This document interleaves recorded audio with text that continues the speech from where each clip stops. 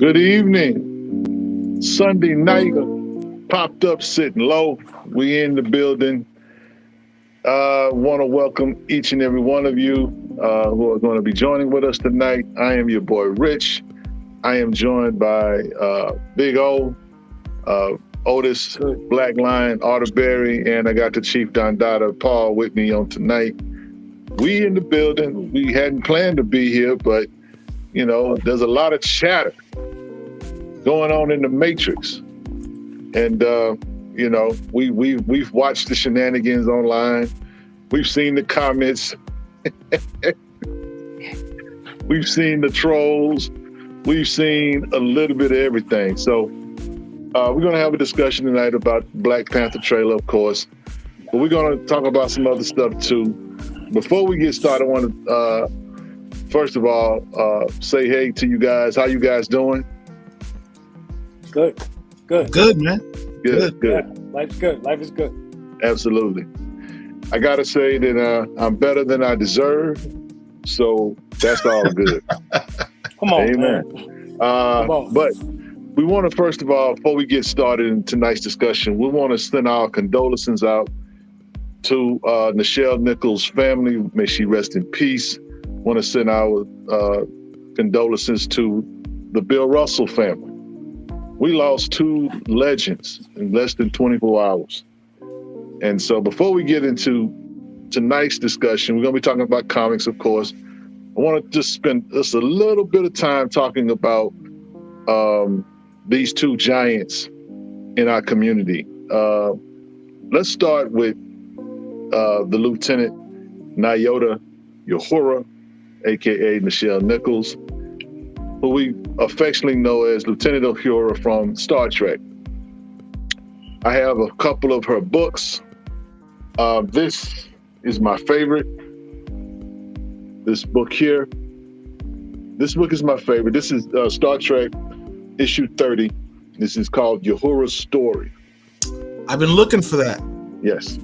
I've been looking for that. Yeah. It's a dope story with her in it.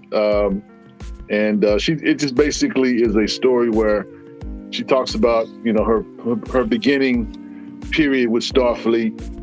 And it's just a cool story, man. And what reason why it has a special place in my heart is because this was published back in September 1986, which was I was a senior in high school when this came out. I was 19 years old, and I didn't have it. It ain't been in my collection that long. This book is literally over 35 years old. But September is my birth month, so it'll always have a special place for me. That was also when the Space Shuttle Challenger was destroyed, September 28th, 1986. Yeah, man. Yeah, there's a lot of stuff happened in that month. So, guys, you know, I want you guys to share your thoughts about Lieutenant Uhura. We know her story, and it's so funny. Not so funny, but surreal. I had a bag and board party, Otis. And, you know, I just was bagging and boarding some stuff. And I just went to my streaming services and started watching Comic Book Men.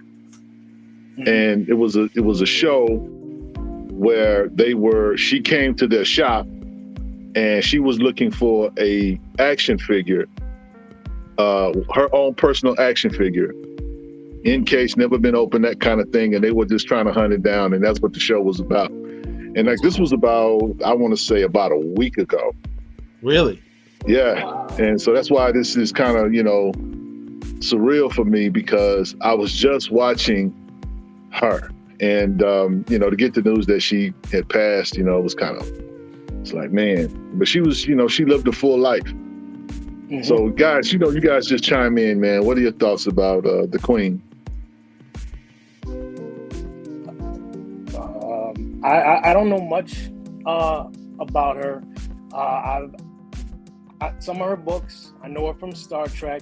Right. She's one of the people I always wanted to meet, wanted to talk to. I would have loved to have heard her perspective of what she was doing, how it was for her back then.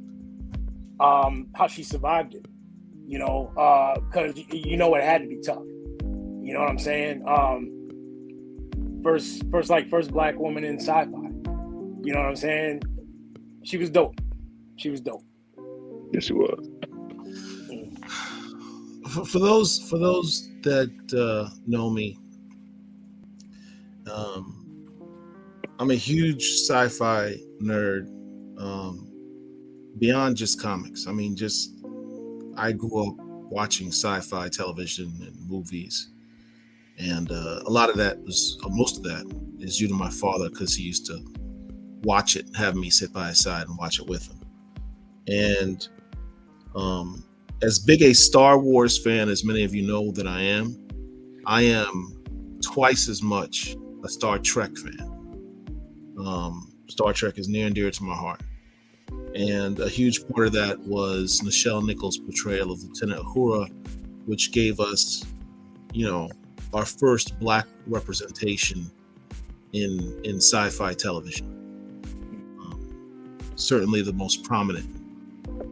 She's an icon. She's a trailblazer, and those aren't words that you just. I know that they're thrown out and about a lot, but it is not even an understatement, an overstatement to say that she is a trailblazer and icon. So much so that fellow Trekkie Martin Luther King, when she had quit the show because she did not want to do it anymore. She wanted to go back to doing Broadway. So much so that Martin Luther King saw her that weekend that she quit and told her what an inspiration that she was, not only to him, but to other black people, to see themselves in a future where race did not matter.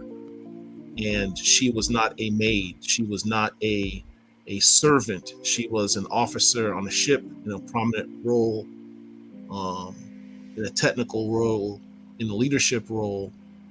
And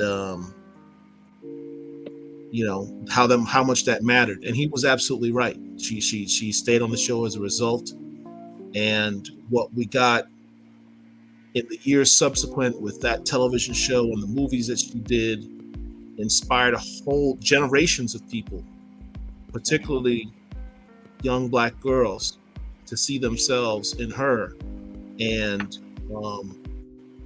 do great things. Mae Jemison, astronaut Mae Jemison, said she directly became an astronaut because of that portrayal.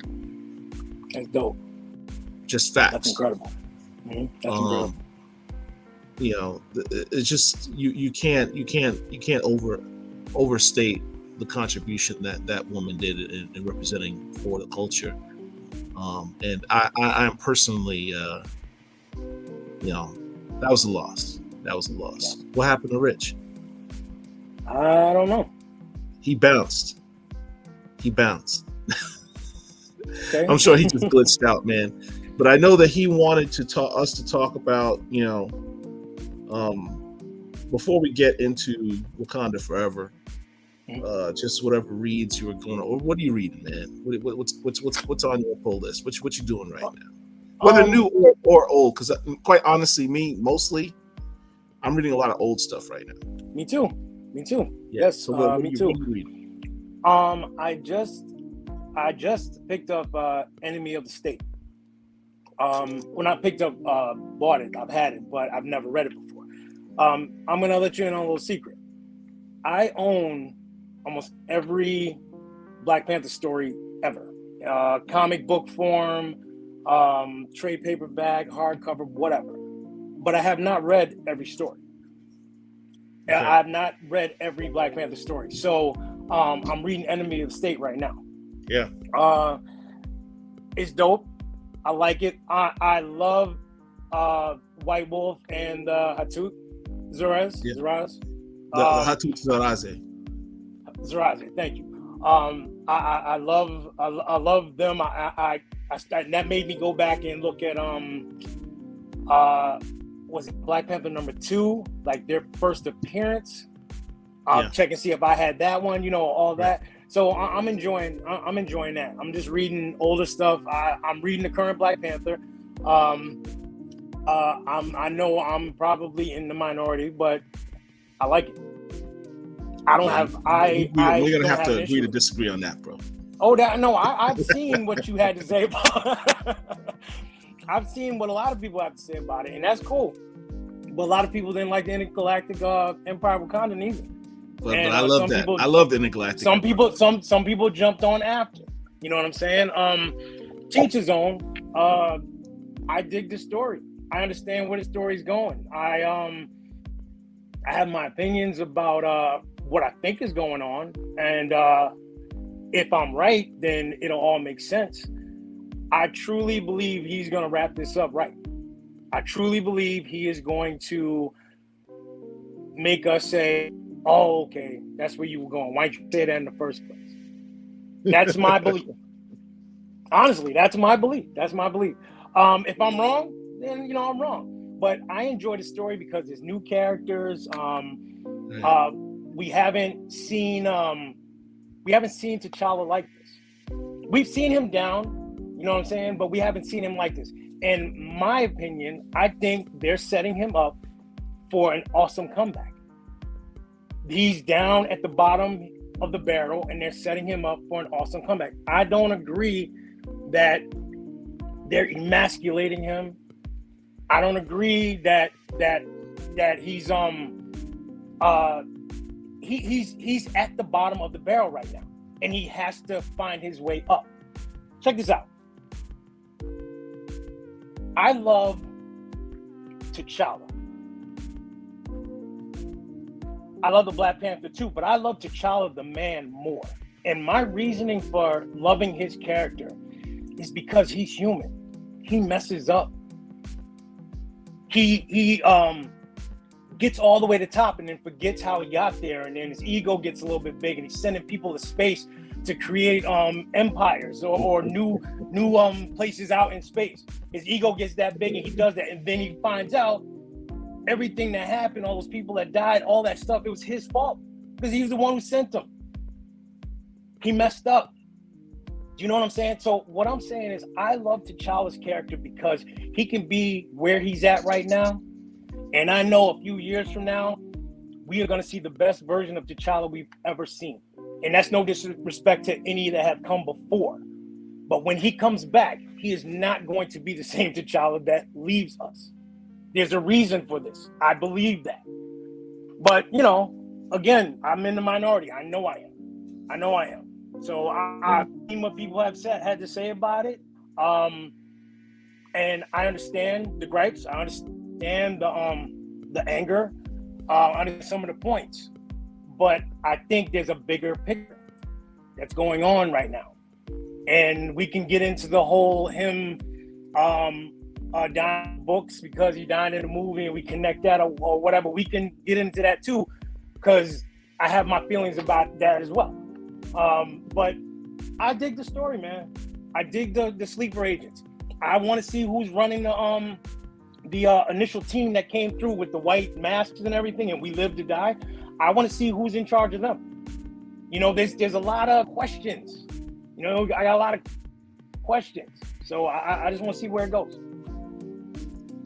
We can agree that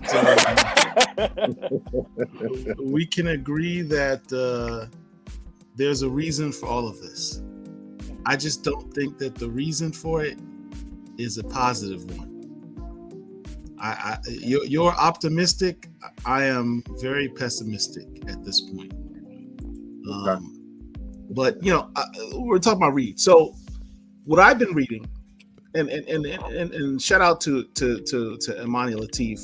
I watched his video on his take on Wakanda Forever. I actually I have a couple of similar thoughts. I had a similar thought process when I watched the trailer as to where they could be going,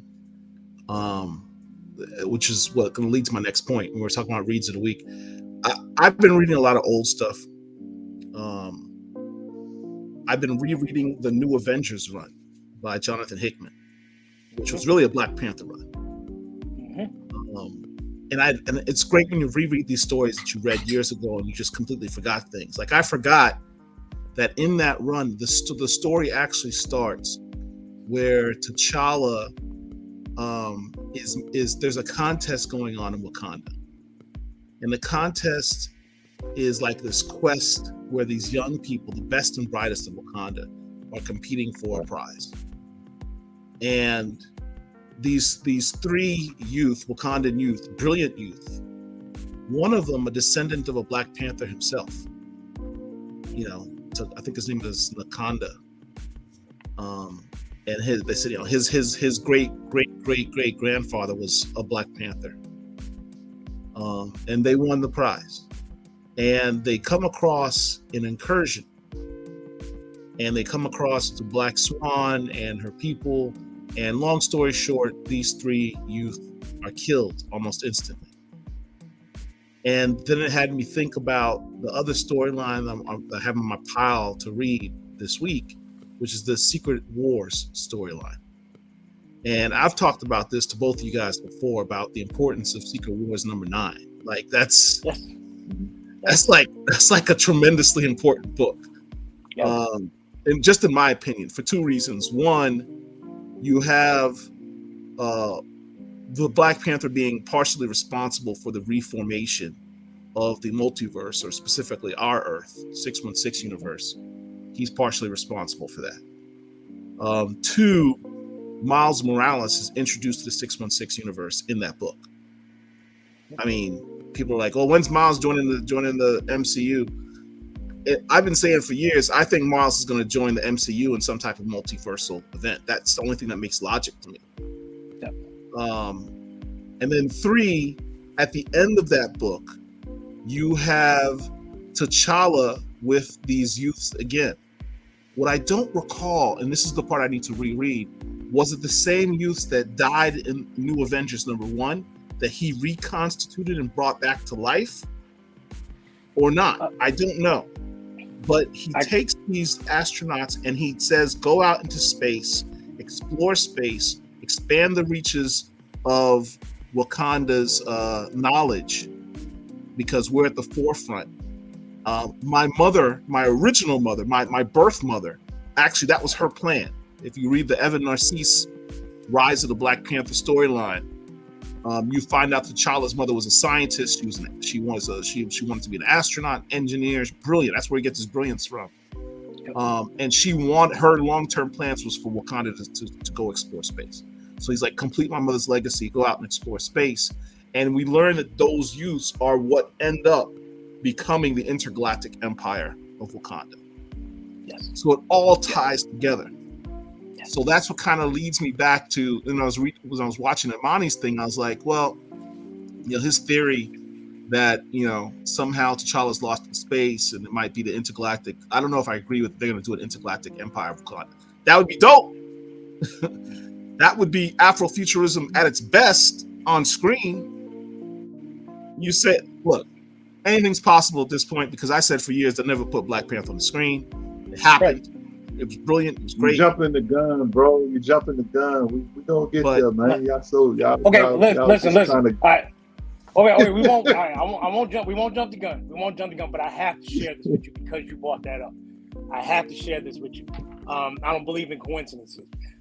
Those two things that you just mentioned is so what you're talking about it, because I have Secret Wars #9. I have the page where he comes out of the shadows, and the three young Wakandans, they're called the Mace, and they find the statue. You have the original art? Yes, I have that page.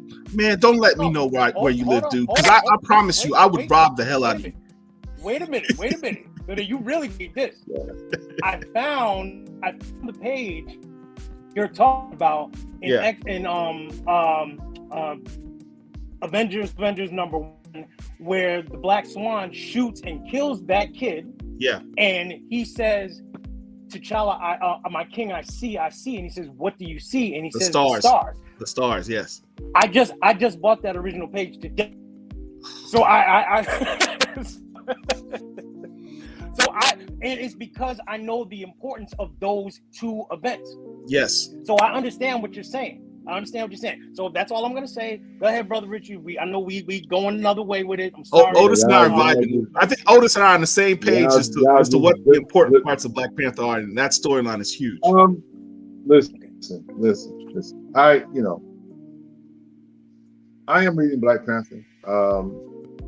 I personally am not happy with it, only because Ridley is taking his time sharing with us who's behind the scenes and who's behind this. We're a volume in an issue in. We still don't know who's the villain or who's who. And I just want to know who that is, because it's like he's just pulling a string. We're just kind of we're going along with the string, but we don't have anything to like go back and say. We don't have a breadcrumb to like point us in this direction. We don't have a breadcrumb or something to point us in this. This is what he's doing, literally. And so while T'Challa is dealing with life and grief and losing Storm again and all this other stuff, it's just a frustrating read. But to your point, Otis, I do think it is going somewhere else, which is why I will continue to read it and continue to collect it. And again, I like the biggest reason why I like the run is because it is a different look at T'Challa. The dynamic in that we're seeing, this is the Americanized version of it. There have been American writers on Black Panther. This is about as American as you get, or Western, I should say, influence as it gets. But we'll see where it goes. It's interesting because one of the books that I'm reading, Captain America's Symbol of Truth, this issue 3, has Shuri in it, and people are sleeping on that book. Sam Wilson. Yeah, Sam Wilson is he knows that there's been some shenanigans going on in Wakanda, and so he kind of wants to be. He doesn't want to go in as an agent of America and sneak into Wakanda, or kind of like, I guess, go into Wakanda trying to find these thieves or whatever's going on. He really wants permission. So Shuri shows up, which is interesting because T'Challa's on the run, I guess, and some of the other authorities that are there. So it's just interesting how they're tying a lot of the Marvel Universe into this whole thing. So I'm enjoying the Black Falcon book. That's what I call it. So, you know what I'm saying? I mean, I would respect the mantle, but it's Black Falcon. I'm gonna call him what his mama called him. We'll call him Black Falcon. Right. So not red, white, and blue Falcon. No. I'm gonna call him Black Falcon. So shout out to Falcon and the Winter Soldier and the showrunner. But yeah, man. So the good thing is that the Black Panther mythos and the Black Panther universe is entrenched in a lot of different areas of the Marvel universe, which is why I don't believe that that Black Panther itself, maybe not T'Challa, but Black Panther, the mantle, it'll always be here. Marvel would literally have to be brain dead to like really, kill off their most popular A-list character. But we'll see. We shall see. One of the other books that I'm reading, I think that everybody should be on, is Blood Syndicate, of course. Blood Syndicate, this particular issue, giving us a view of the future.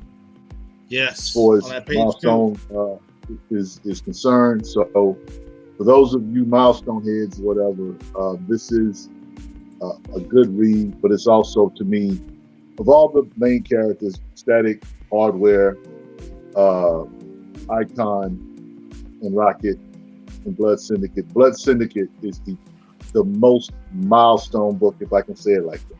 And what I mean by that, it is really a cult following behind that. And when it came back, I wasn't sure, wasn't sure, but it was. It's been pretty good. And shout out to Milestone Media for the documentary that they just put out on HBO Max. Have you gentlemen been able to see that? Yes. I haven't watched it. Finally Yet. watched I haven't had it a chance to watch it yet. Yes. It's Definitely a looking forward great to it. watch. Great watch. It's a little under an hour, and my man Method Man is hosting it. And I just love Meth, man. I just love that a real hip hop head is a comic head, and he knows how to flow in and through, whether you're talking Marvel, DC stuff. I just appreciate Meth with that. Shout But out to yeah, Angelique and, Roche, who was also in there too. Yeah, she was in it too, no doubt. Now, on the independent side, I recommend this book I here. just want to share this one thing because you mentioned Blood Syndicate. Mm-hmm. This splash page right here, when you talk about Blood Syndicate, is the most. What did you say? It was the most milestone book. This page of all the milestone future, man. Yep. I mean, this is some end game level stuff they have planned for the future with all the milestone characters. This page alone made me literally go, "Oh my god!" I can't wait. That's probably going to be. We'll see that in a movie or in an animated capacity at some point. Yeah, absolutely. Let's. I mean, that's dope. Look at how many black superheroes you have on one page, too. Yeah. It's incredible. That's all I'm gonna say. That's all I'm gonna say. It's incredible. Yeah, say, stay tuned. But Man of Black, this is a Dark Horse book. Yep. Man of Black is pretty good. It's a horror story, but it has the protagonist is a young black girl whose family has magical powers, and she's among a group of magical beings, so to speak, or people that have magical powers. Her totem is fire, and the white people totem is blood. And so something happens though when they mix, and it's an interesting read on terms of, or story in terms of us as human beings, or us as people, or creation needing one another, having a symbiote relationship, whether it's favorable or not.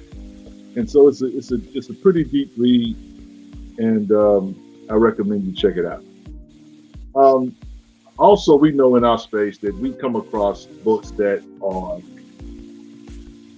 cover buys, or that are books that not necessarily have a minority lead in it, if I say it like that. Case in point, this book here, Metal Society, is a top cow image book. Now, I want you to pay attention to this cover.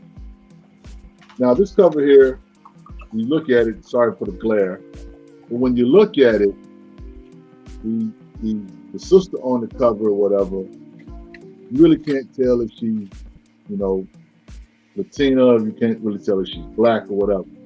This is issue 1. It's a pretty good read though.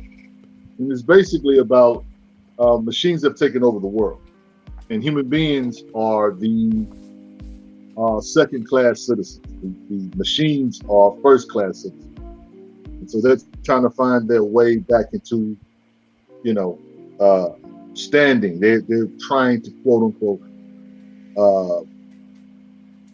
how can I put it? Increase their presence and their ability to function as human beings. I'll say that. This is the second cover. Now, when you compare this cover to the first cover, we see the sister has braids, right? But in the first, we don't see that. And so we see sometimes when our sisters are oftentimes objectified to sell covers. And I just thought that was pretty interesting that they did that. It's the same character. She is a woman of color, but it's not really conclusive if she's black or not. She may be Afro-Caribbean or Afro-Latino. let me give you more detail on that. That's actually a series I'm reading too. Here's the beginning of the series. Here's that number one you were just showing, Rich. Here are the other covers with her on it. She's got a Hispanic name, so you can kind of gather she might be Afro-Latina, maybe, based on these covers. Right. Particularly this one right here, issue number 2. Here's an upcoming cover for the latest issue, issue 4. It's coming out August 3rd. I like this cover. Let me see if I can blow it up. I like this cover because it's an homage to that Nina Cherry. Remember the Nina Cherry from back in the 80s? Buffalo's Dance. Singer. Buffalo's Dance. Yeah. Buffalo's Dance. Right. This is the Nina Cherry homage cover. Yeah, that's dope. Yeah.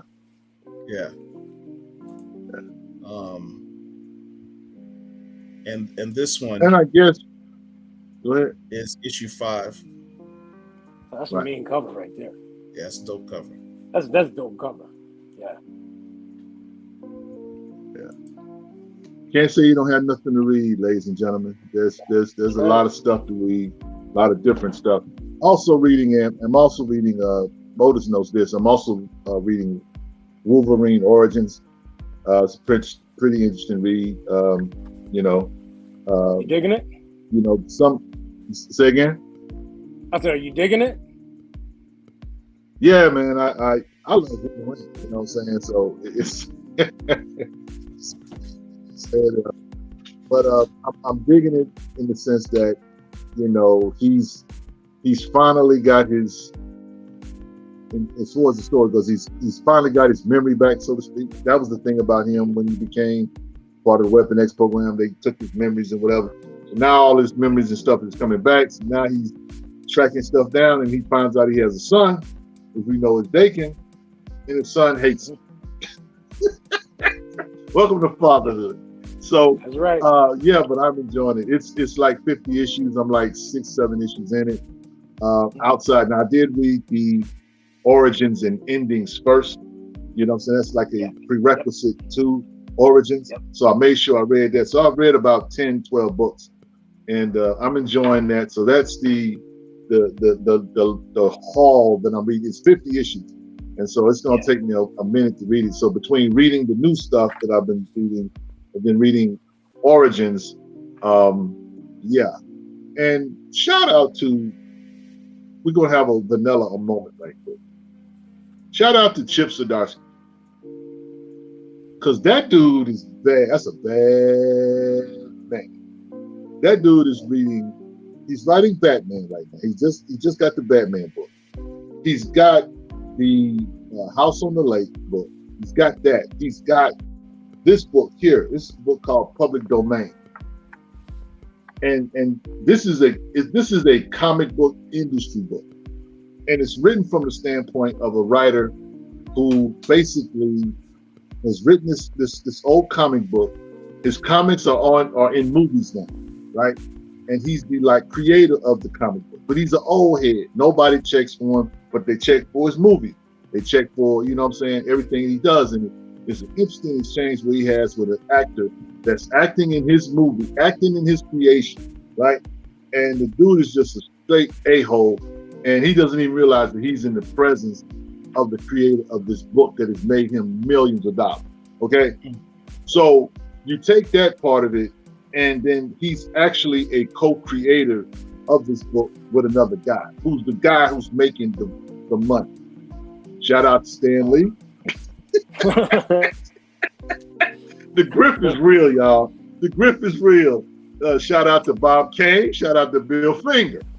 And it kind of plays into that part where people that have create these properties or whatever, the original or the creators of the stuff don't always get full credit or the love that they're supposed to get. And at the end of this particular issue, he finds out through some paperwork, the guy that's making all the money, he's got his secretary to just basically be a slave and just go dig through stuff. And so she's digging through paperwork and stuff, right? And, he's the kind of guy, he's so humble. And he reminds me of Jack Kirby, and he reminds me of other creators that have had success in movie theaters, whatever. And they go to these movie premieres. They don't really make a big deal. You know what I'm saying? Even though everybody's there because of them. No one really knows them. But he finds out through some paperwork that he actually owns the property. And that's how it ends. So I'm looking forward to reading that. And the book is called Public Domain. So I'm just reading a whole plethora of different stuff, man. And I'm just really grateful more than anything that there's stuff to go out and just grab. Now, I want to say this before we switch. Hold on, let me just say something about your last point there. Yeah.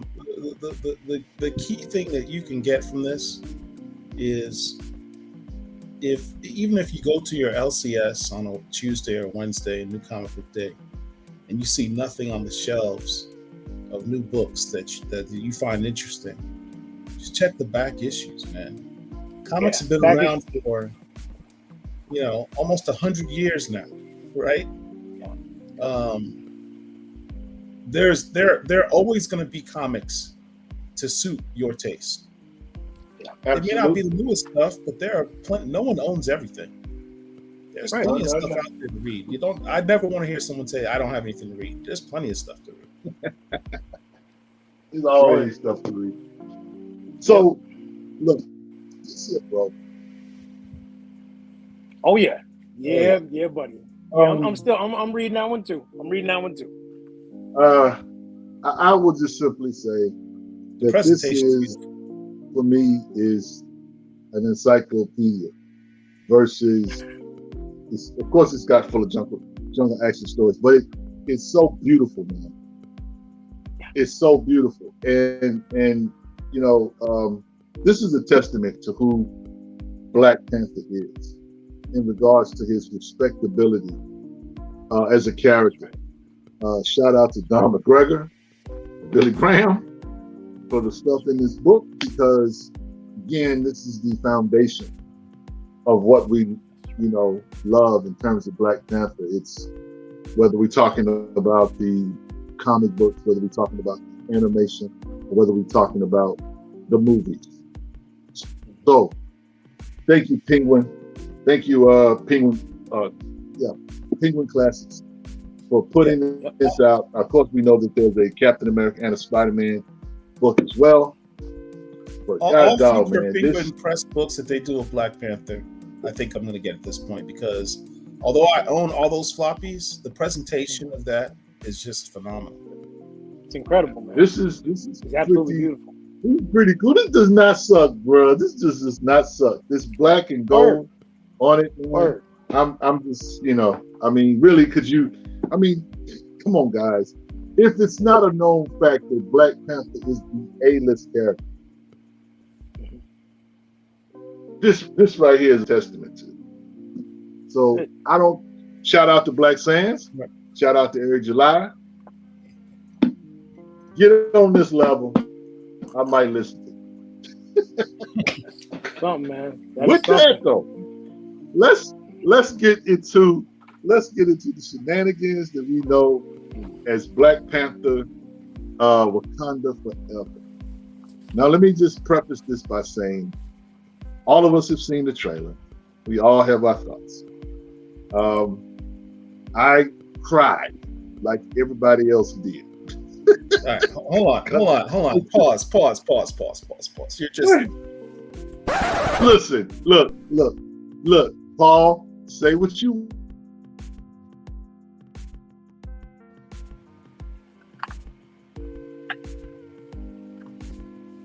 You're like muted. You're muted, Rich. You're muted. You gotta unmute yourself. Can't hear you, Rich. I see. Okay. So, I saw you put the disclaimer up. No, I'm not saying anything bad, negative, whatever. I'm just basically saying that I shedded tears because, again, the funny thing about all of this is that we're living out a comic book in real life. I don't know a franchise, and I love Game of Thrones. I love Harry Potter. I love the Star Wars universe. I love Star Trek. I love all of these, and there are movies that I'll see in a theater or whatever that will make me shed tears. But this hits different on a number of levels. And so for the casual fans, for the hardcore fans, Chadwick Boseman and Paul, I tell Paul this all the time, because Paul, here's the thing, let me tell you something about your boy Paul Otis. Paul is the biggest Black Panther fan I know, other than you, but he's also a Chadwick Boseman fan, and that hurts him more than the Black Panther stuff. And I'm gonna tell you why I know this, because I've asked Paul. I said, Paul, have you watched 21 Bridges? No. Have you watched The Bloods? No. Have you watched Ma Rainey's Black Bottom on Netflix? No. I'm like, why you haven't watched it, Paul? No, I just can't watch it. And as much as he wants to recast T'Challa or whatever, we all know that Chadwick Boseman was an amazing actor whose roles that he played, whether we're talking about Jackie Robinson, 42, whether he's Thurgood Marshall in Marshall, amazing roles. James Brown, bruh, yeah, man. He killed it in all of those roles. But James Brown, that was amazing. That much talent was in that man's body, and we only had him for a significant time. And the crazy thing is, I don't believe that God makes mistakes. And so he did the work he was supposed to do. Some people will say that he was taken out of here too soon, and maybe so. Either way, I believe that he did what he was supposed to do. His craft, his art, his artistry, it transcended this thing. So for us, people that don't even read comic books, that went to the theaters and watched it. I remember I had seen Black Panther 3 or 4 times before my wife actually took my wife. Wow. I couldn't wait. Wow. I had to go see it a couple of times. You know what I'm saying? And so finally, I took her to the theaters to see it. And my wife was amazed. And it really, she got a chance to see my fandom up close and why I feel the way I feel about comics and comic book characters. It touched everybody. So I'm prefacing saying that, okay, we get the trailer, right? We hear the first few words of "No Woman, No Cry." I was like, no!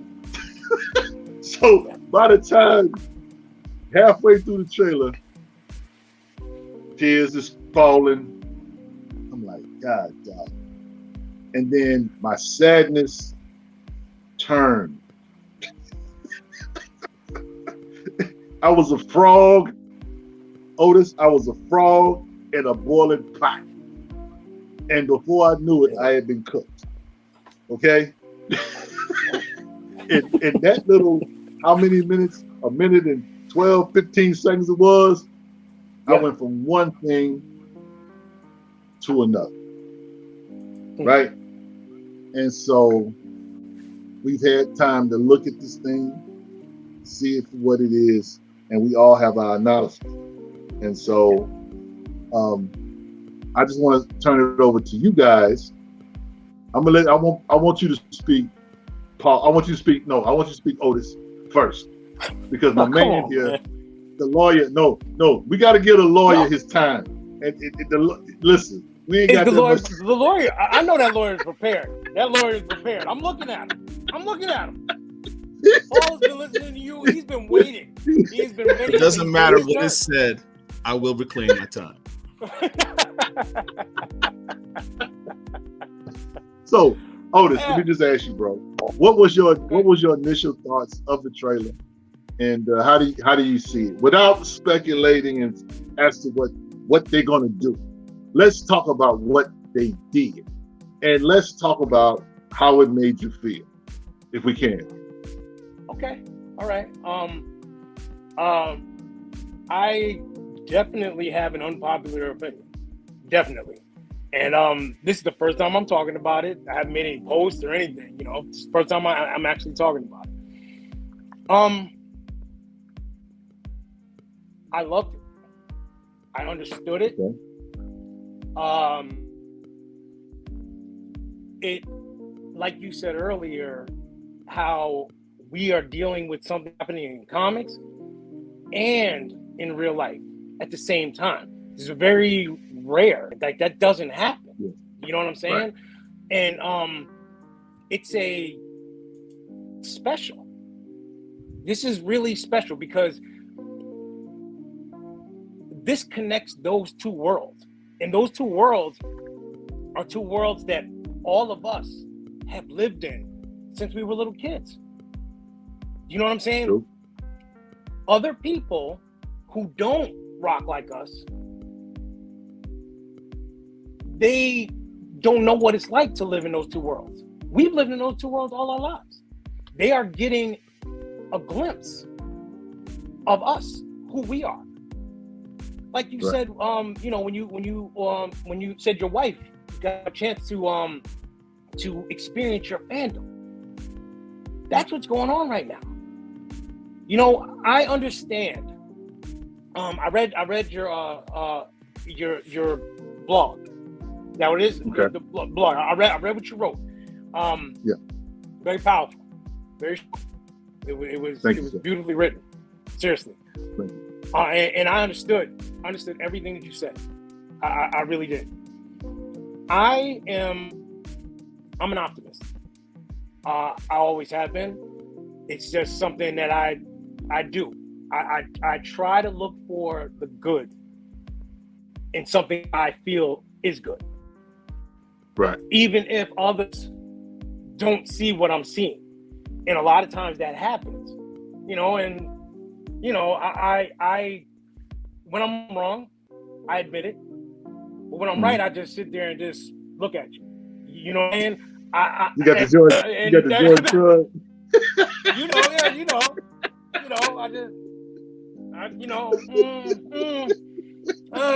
you know what I mean? I don't like to gloat. I don't like to, you know, I don't rub it nothing in nobody's face. But I am petty. I'm petty when it comes to stuff like that. So I just kind of, you know, and everybody knows. Everybody knows. Sir. You know what I'm saying? So anyway, it's like that trailer gave me feeling, and I really I liked it. I really did. I liked it. You know me. I'm all about Wakanda. Yes, sir. I'm not just about T'Challa. Love T'Challa, but I'm about Wakanda. I'm about everything around that surrounds the Black Panther, whether it be Killmonger, the Jabari, the Hatud Zaraze, Achilles, you know what I'm saying? Bast. Anything that has to do with Black Panther, because I'm a fan of all of it. All of it, yeah. That's why I don't have a problem with it.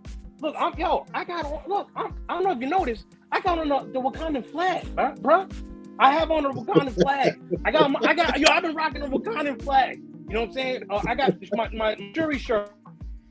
You know, I got my Shuri shirt on. Queen Shuri. Yeah. Because who told you about the Wakandan flag though? Who told you about the Wakandan flag? All right, you did, bro. You did. Come on, you did. You put me on game. You put me up on game. You did. I appreciate that, man. Thank you so much. Well, but yeah, I'm all about Wakanda. You know what I'm saying? Good, bad, or ugly. I'm all about Wakanda. And that trailer, I loved it. I love what they were doing. I like what I feel the direction it's going in. I don't know if you want to discuss that right now. We just talking about the feelings, how it felt when you first, saw it. Yeah, when you first saw it. We're gonna get deep. Oh, okay. Yeah, but I enjoyed it. I watched it several times. We pulled over. Me and my wife. We were eating some. We got just watching the trailer over and over and over again. It was very powerful for me. It was very powerful. I saw things that you very rarely see, or I've never seen, and that'll go into when we talk about going. I'll get to that. For me, You know, everybody's different. You know what I'm saying? Everybody, obviously, everybody's different. But I enjoyed it. I enjoyed it, and I can't wait. I can't wait. I will be there dressed in white, one of my action figures. You know what I'm saying? Chilling, right? Probably two. I'll probably two. Seriously. Yeah. Right. Yeah. Okay. That's what's up, Otis. Now, Paul. Paul, we're talking right now, Paul. We are talking about what we saw, how it made you feel. We'll get deeper later, okay? So I just need your initial thoughts when you first saw the trailer. Let us know what's up, though. Can I share my feelings? Please. Here we go. I've been waiting for this. All right. So, as many of you know, I'm Jamaican, and Bob Marley is an icon, cultural icon in our culture. And there are about 3 Bob Marley songs that are considered sacred, I would say. I don't think I'm seeking out a term when I say there's like 3 Bob Marley songs that are like truly sacred. No Woman, No Cry, Redemption Song, and One Love. Those are like 3 really sacred songs. So right off the jump, when you hear Thames, who's a brilliant artist, by the way, and you hear her singing No Woman, No Cry, if that doesn't get you in the feels, you just don't have soul. I mean, it's just a beautiful rendering, and having the music slide into Kendrick Lamar's All Right. I mean, that was all right. that was just brilliant. It was one of the most cinematic trailers you could imagine. I mean, it was the trailer for the first movie really hit me, as a fan of the character, because they had the Run the Jewels song playing, I mean, that was dope. That I watched that trailer probably 100 times before the movie came out. I love that trailer. I think cinematic wise, this trailer blew that one out the water. In terms of just being, I mean, you felt like you were watching a minute and 12-second movie. That being said, I will say my answer with regard to simply, I will try to contain it simply with regard to the trailer and how it made me feel. I'm not going to talk about how it made me feel, because as I was watching the trailer, I had my feelings because of what we've talked about is going on with the characters of T'Challa in the comics, and what is anticipated by many is going to occur in the films. I'm going to talk about the effect of, after I've watched the trailer, I'm in my feelings, I'm angry, and I'm doing all these angry posts that you guys see, and I get my daughter yelling to me from another room, Daddy, come here. It's a Marvel thing. It's a Marvel thing. Like, what? It's a trailer for Black Panther, I think. And my daughter and my wife are watching the trailer. And I'm looking at them. I don't want to. I've seen the trailer. I'm like, whatever. But I'm watching their reaction, and they're both watching the screen. My daughter's eyes are wide open. My wife, who's not she could take or leave the MCU. She's not a big fan. She's watching the screen, and they're like sucked in, and they're like, "Wow, Paul, what?" My wife literally said, "Why didn't you tell me about this?" And I was like, "What?"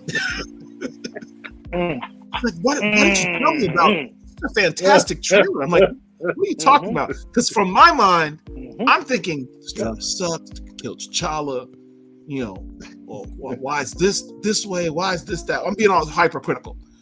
But she's like, why didn't you tell me they're going to do this fantastic trailer? Look at all those Black women on the screen. I've never seen that.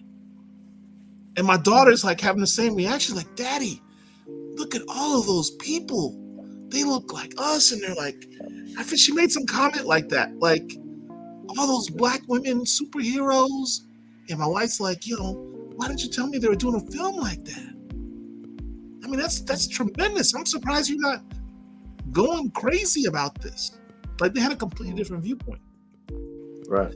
And that's where you have the dichotomy between us OG comic book fans of T'Challa and the general fans of the MCU, just moviegoers. For moviegoers, that trailer was beautiful.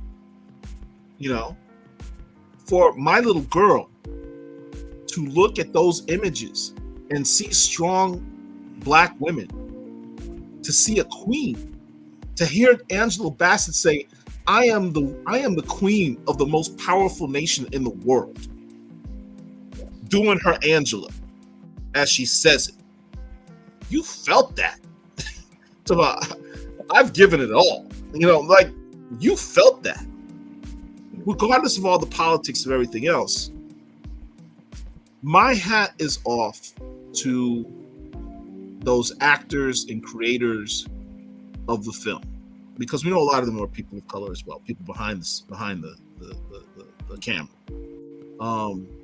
You can tell they really put a lot of work and heart into it. Now, and I'll give them props for that. And unlike my partner, Mart, who is declared there's no way in hell he's spending even a dime of his money towards that film without even seeing that. He refused to even watch the trailer, by the way.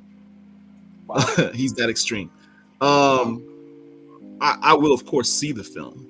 I don't know if I'm going to see it the 2-3 dozen times in the theater that I did for the first one, but I'll at least go see the film before I make a judgment. Right. You know, I give him props on putting together a well done trailer, and to have that emotion, to have that reaction from my wife and my daughter means that it's something special, and they've resonated something that was probably missing. And I'll tell you one last thing. It's interesting to see the reaction that you've seen from some of our Latino brothers and sisters about seeing a powerful Latinx superhero on the screen. Yeah. There was this viral video of this one dude who was like, you know, y'all made this special Black Panther film, which was so representative of your culture and was big for your culture.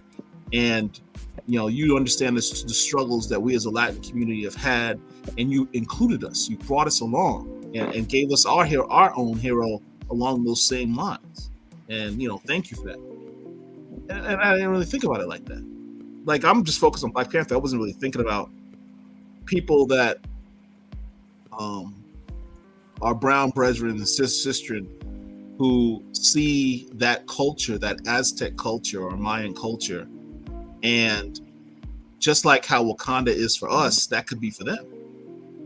Yeah. You know, I mean, everyone's talking about they're race switching or, you know, culture switching, Namor and what have you, and I get all that, but you know, it also is a testament to what's missing. You know, when we throw that term out, representation matters.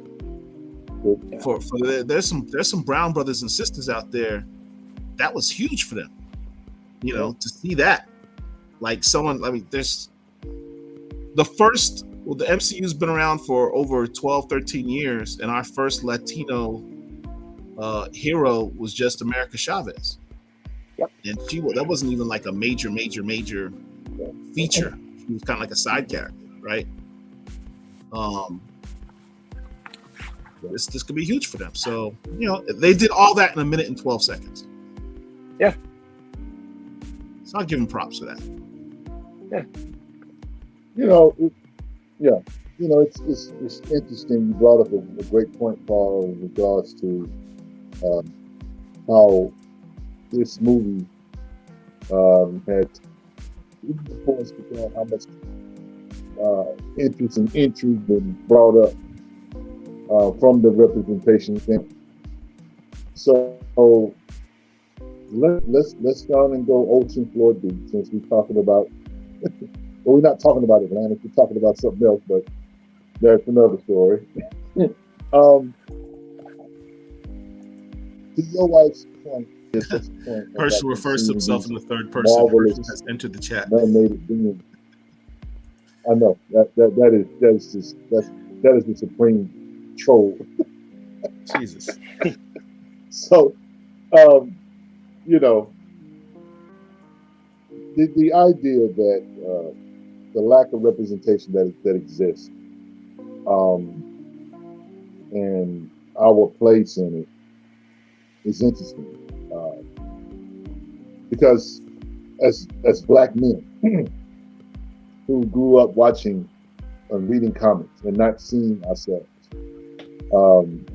one of the things I talked about in the blog that you were talking about, the name of the blog is Black Comics, Black was living in comics.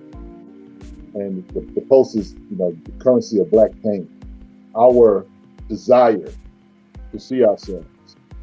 And when the movie came out, to be able to see that on the big screen, it didn't matter. I mean, what I'm saying? It matters that we see T'Challa in comic books, right? But to be on the big screen, to have people from whatever walk of life go to the movie theater, eat their popcorn, and see our superhero on the screen. See our superhero being a superhero. See our, T'Challa doing his thing. Chadwick Boseman portraying T'Challa. He's embodying the character, giving the character life beyond. Because I honestly believe that he's got the actors to take that role and it be just sanitized. No, he dug in the mud. The reason why that character is what it is, I'm talking about T'Challa on the screen. Chadwick Boseman's portrayal of T'Challa. The reason why a lot of us are up in arms about it is because he made that role his. It wasn't just a role he was playing. It became something more. And I think that we got to realize that, because now we know. Imagine noticing, right? And then getting the news that you have stage 4 colon cancer, that you're literally dying while you are filming a movie that Marvel and fans all over will always celebrate and rejoice. He dug a little deeper, for this role. I'm saying.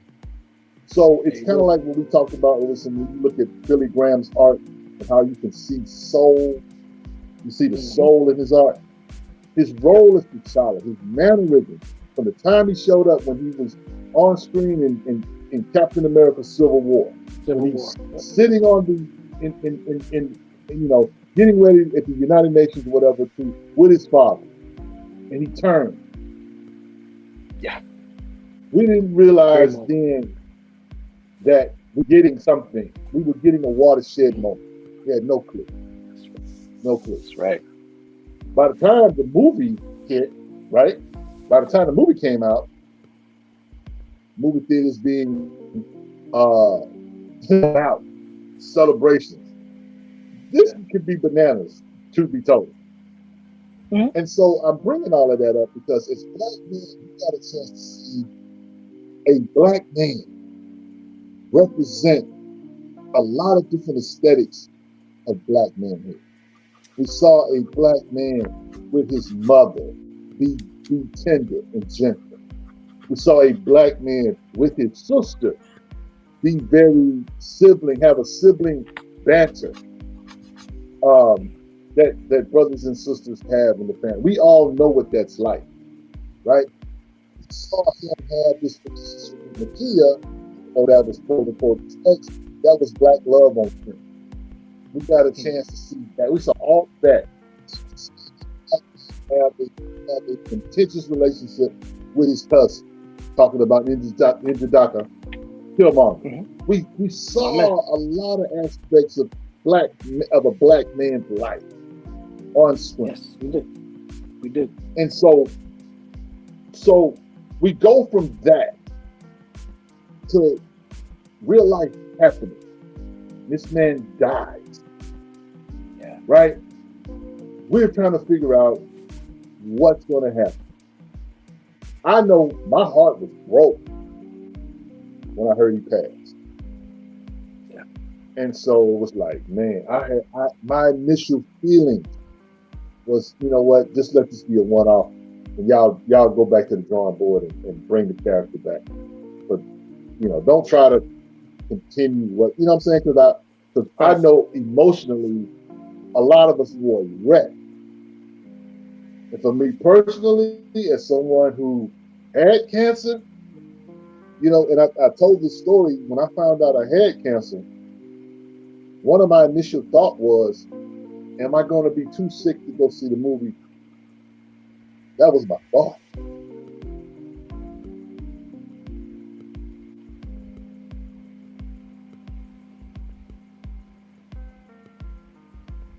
It was a testament to how important it was to see this film. I didn't know where I was at the time. I just knew that, man, I just want to be well enough to go see the movie. I didn't want to be sick or die. So for me personally, it was real. So you go through that and you realize, okay, T'Challa is too important to like just put to the side. It should be recast. And shout out to E-Man because he came on our show. We did an interview with him, and he talked about something that was very critical: the importance of young black boys being able to see a superhero that looks like them on the big screen, right? And so we saw Marvel kind of say, well, we're not going to recast T'Challa in the 616. And a lot of us got in our feelings about that. And so we recognized that the 616, which is quote unquote the MCU or main universe, was a big deal at the time. Of course, we know they brought in the multiverse. And so we know that T'Challa will probably come back in some capacity. But we just don't know how or when. But the painful thing is that we just don't know when. And so in the middle of that pain, so to speak, I don't, you know, listen, I have a daughter, right? I know the importance of black women seeing themselves on screen as well. You know, the most beautiful story that they could tell with T'Challa and Storm. We'll never see that on screen, I don't think. And I think my thought is that when little white boys told their parents, I don't want to wear Superman for Halloween, I want to be Black Panther. Yeah. That says something, bro. Mm-hmm. That says something. Because that says that, you know what, I can see another culture's humanity and identify with it. And so now I'm a proponent of Black girl magic. I really, really am. But I don't believe that it should be elevated over the expression of Black men, because that's the one thing about Black men we struggle with. We struggle with identity. We struggle with being lumped with bad characters. We struggle with trying to just getting people to see our humanity. You know how hard it is with Black men. We deal with this stuff every day. Do we tell our wives, do we tell our loved ones the things that we deal with on a daily basis? I don't think we do. Because it's too painful. And no one cares. That's the cold part about it. Even if you were to vent, no one cares. And so even with the situation with T'Challa, it's like, am I selfish for wanting to see this beautiful Black man that we have come to know and love in comics and in the movie? Am I selfish to want to see him for a little bit while longer versus Shuri? And while we all understand comic book history, we know that Shuri had the mantle. Some people think that we don't understand that. We know, dude. I put up a post about, people that get their education from comic books and movies or whatever. They try to tell people that read comics what the history is. And so it's funny to me how all of this has played out. And ultimately, we're a casualty in this war for identification, representation. I'm just curious. I mean, what do you brothers think? You know what I'm saying? I mean, how do you guys see it? Because, I could be short-sighted. You know what I'm saying? The main thing for me is I agree with E-Man's assessment on this issue. And I did a post earlier this week, a few days ago, about my feelings on, the recast of T'Challa. It's not about Black Panther. It's not about the mantle. And one of the things that Otis said that's really profound. Otis pointed out that, if you're truly a fan of Black Panther comic books, you have to be a fan of the world of Wakanda. If you're truly a fan of Black Panther comics, you should be a fan of Jungle Action comics, Don McGregor's run with, Billy Graham. And you realize when you read that run that there's a larger world. That whole run, most of that run was really about Wakanda. Yep. Right. And this movie seems to, without Chadwick in it, is really focusing on the world of Wakanda, which is fine. Right. The point of the recast T'Challa movement has nothing to do with who's going to be the next Black Panther. It has to do with, because stories can go in different directions and create new characters, and that's all fine. But you don't need to erase the character of T'Challa in order to move forward. That's the distinction. That's my only and true fear, is that they're going to kill T'Challa. And having comments that I've had to deal with all week of things like, well, they'll just pluck a variant out the multiverse. Why?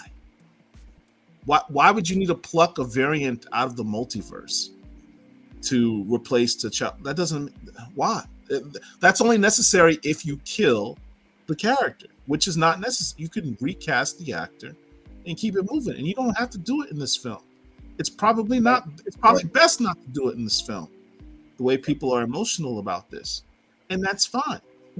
Have them come back in Black Panther 3 whenever that's going to be. It's not been slated, but assumably. Have Shuri be Black Panther. Have a brand new created character be Black Panther for the MCU if that's what you want. Fine, but don't kill T'Challa to do that, because you're wiping out 50 plus years of stories that'll never be told as a result. There has been a leak as to what the plot of this film is. I'm not going to go ahead and share it. You guys can Google it. But I will say this. Based on what I saw in the trailer does not contradict anything that was in the leak. Does not contradict it at all. If anything, the trailer seems fairly consistent with what was in the leak. And if the leak is accurate, they're going to do a few things that I disagree with. One of them being killing T'Challa unnecessarily. And the Queen Mother. Yeah, see, I wasn't gonna say that, but yeah. And that's wait, just what? Yeah, bro. I haven't.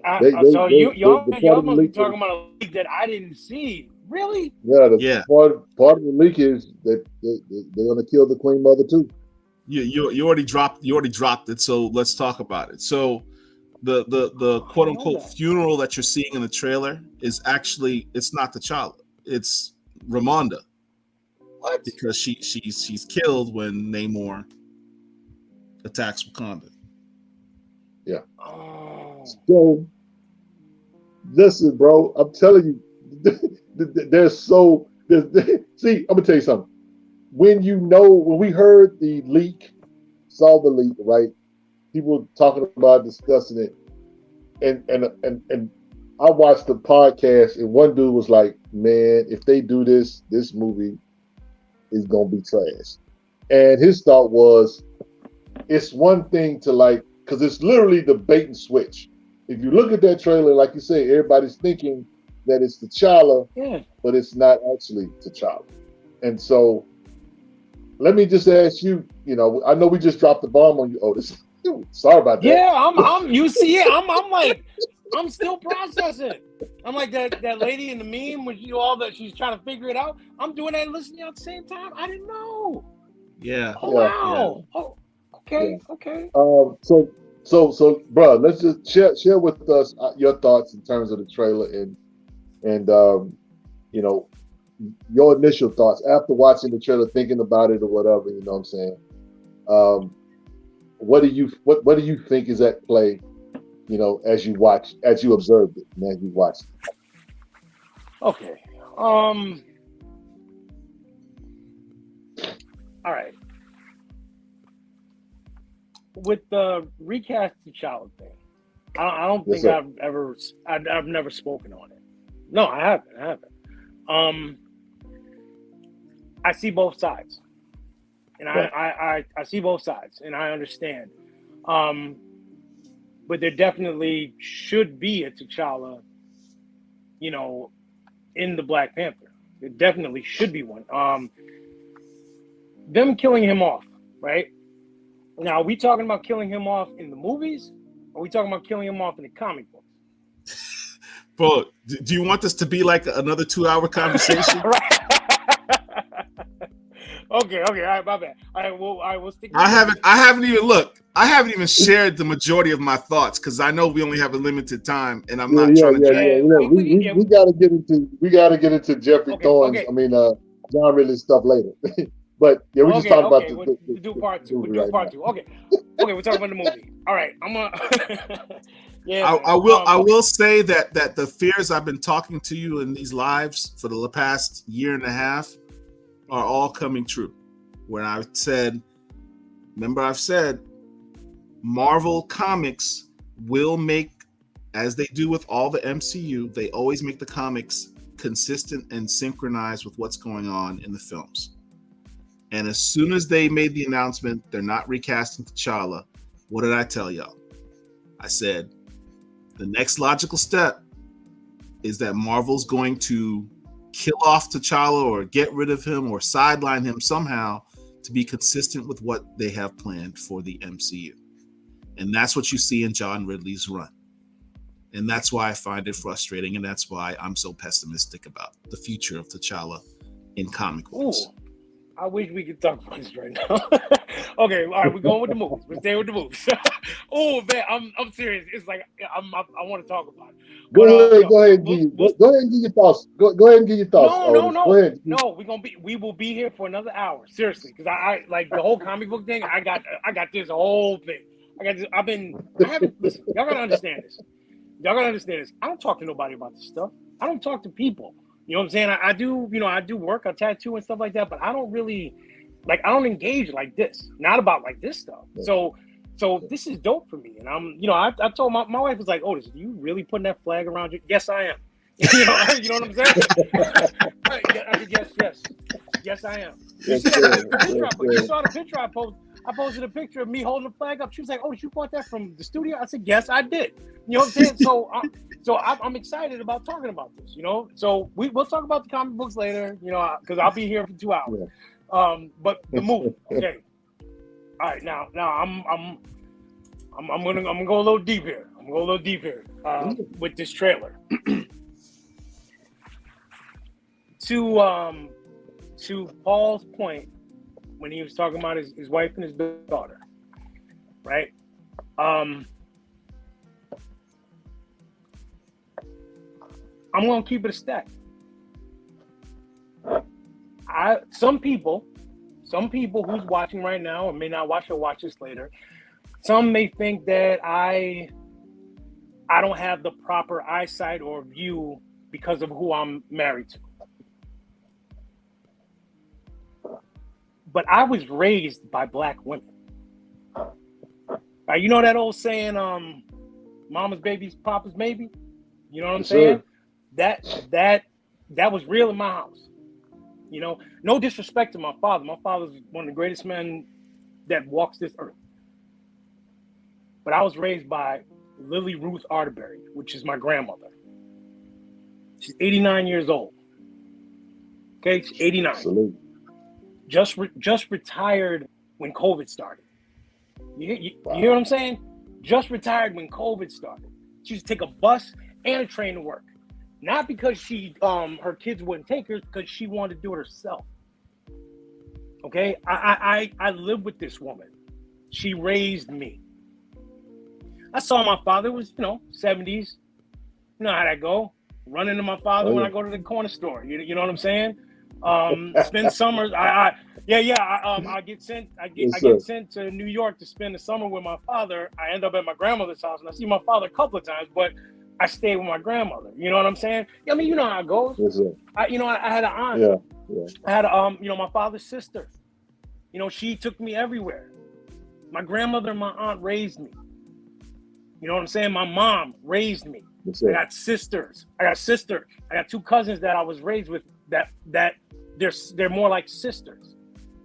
Okay? So the reason why I'm saying all that is I get people's feelings about T'Challa being a Black Panther. And I get people's feelings about the Chadwick's situation.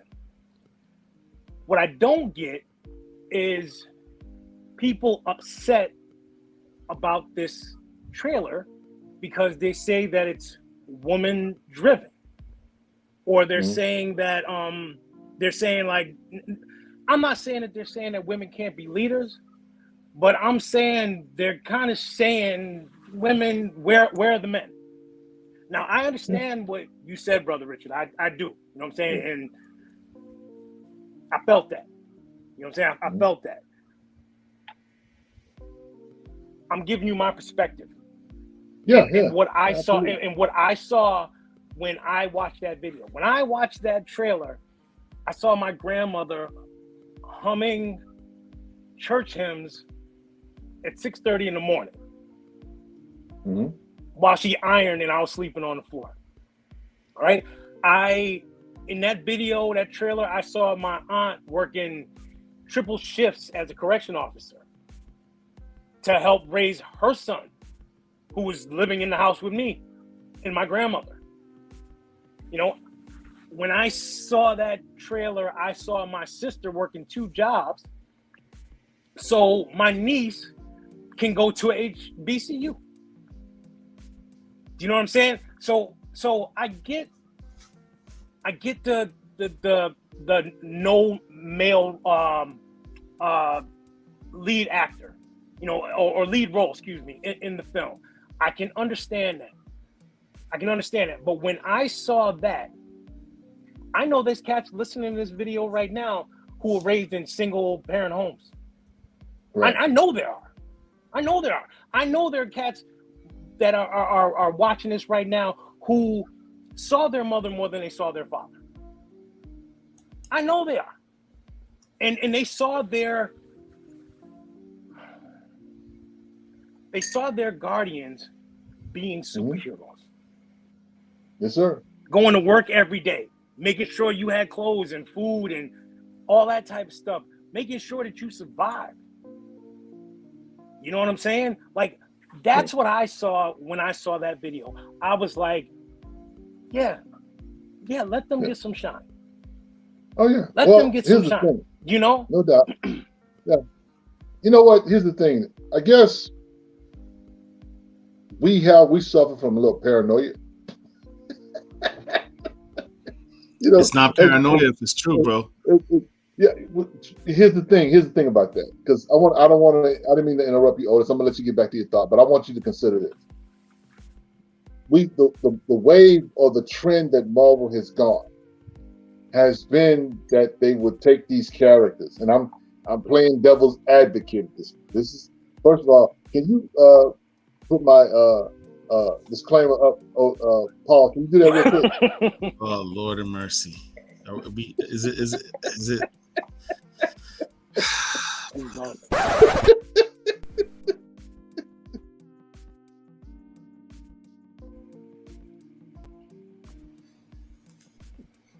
Go ahead. Okay.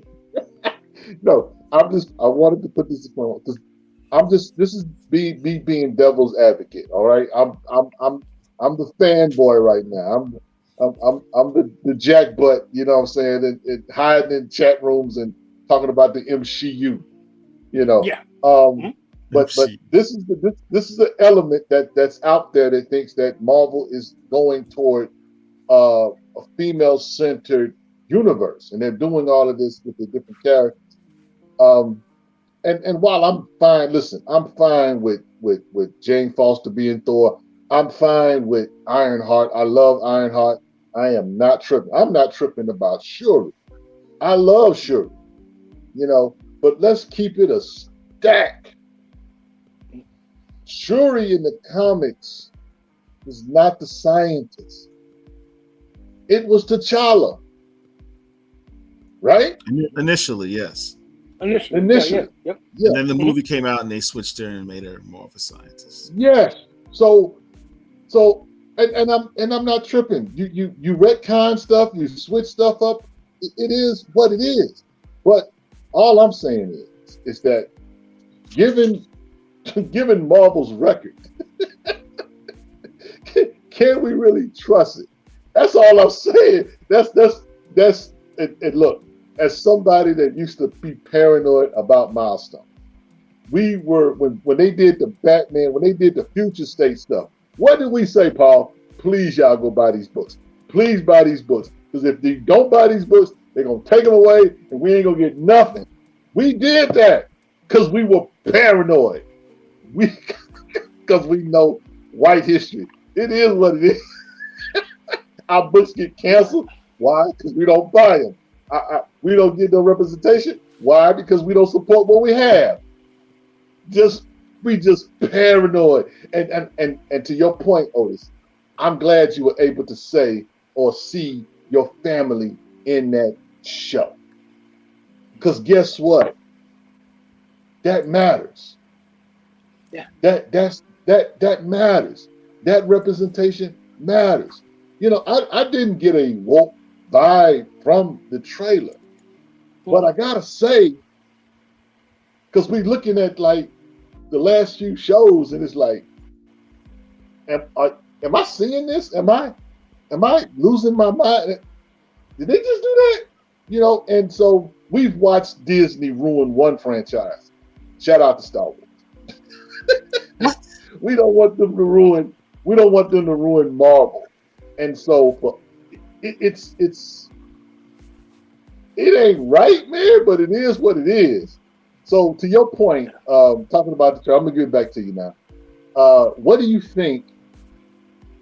Talk to the brothers out here, you know, and just kind of talk them off the ledge if you can.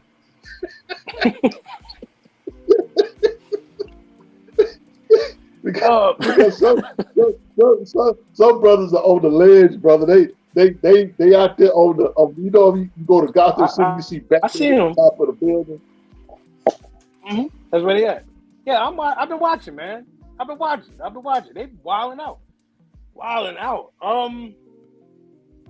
right. Here's the thing. Yeah. If we're gonna pay attention to what Marvel has been doing, if you remember, I want to say 10 years ago, almost 10 years ago, they kind of went in a woman-driven angle. They had like, what was it, A-Force? That was when Jane Foster, you know, she became Thor, and what was it? She-Hulk was really strong. Squirrel Girl was all over the place. Right. It was the Marvel Now initiative. Exactly. Okay. So what they're doing in the movies and the TV shows, they already did it. Like Yeah. that's what blows my mind, because I'm watching this and I'm watching people complain and say what they're saying, and I'm like, they already did this. Y'all didn't see them do this? They did this 10 years ago. All they're doing is just making movie versions of what they did in the comic books. Now, what happened in the comic books? They had that Marvel Now wave. Bunch of new characters got announced, and they became popular, but then things kind of went back to status quo.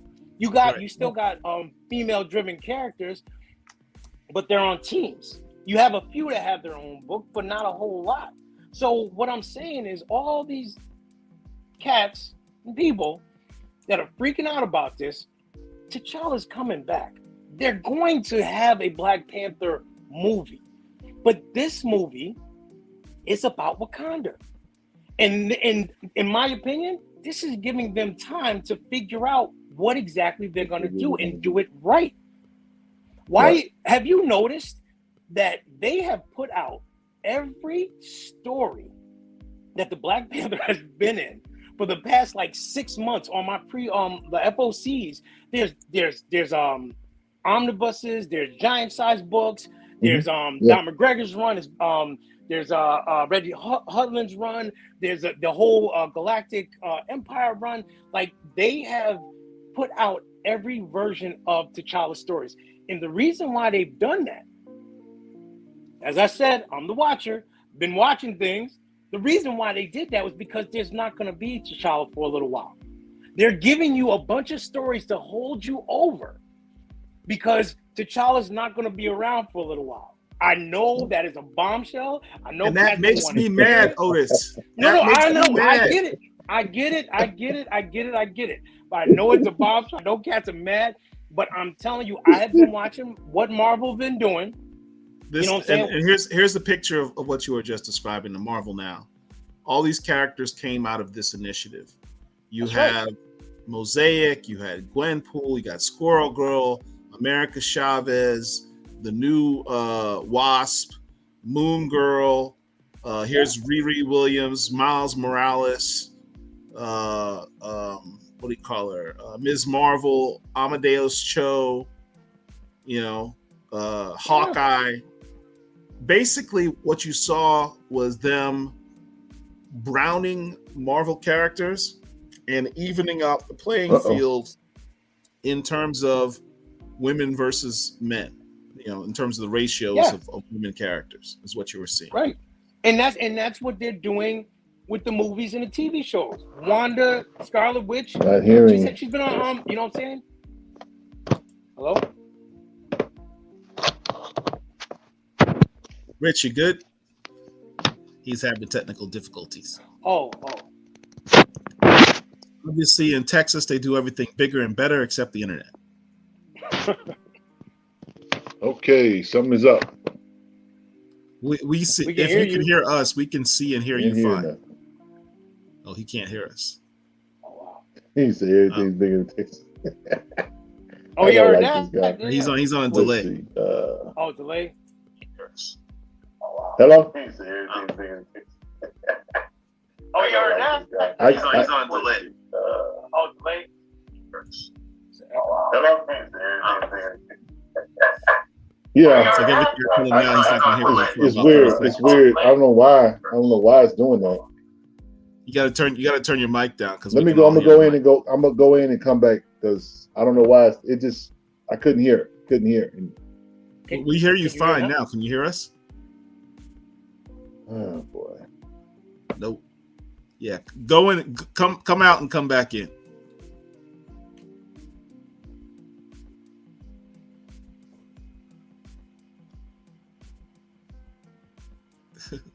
Just pull them out the stream.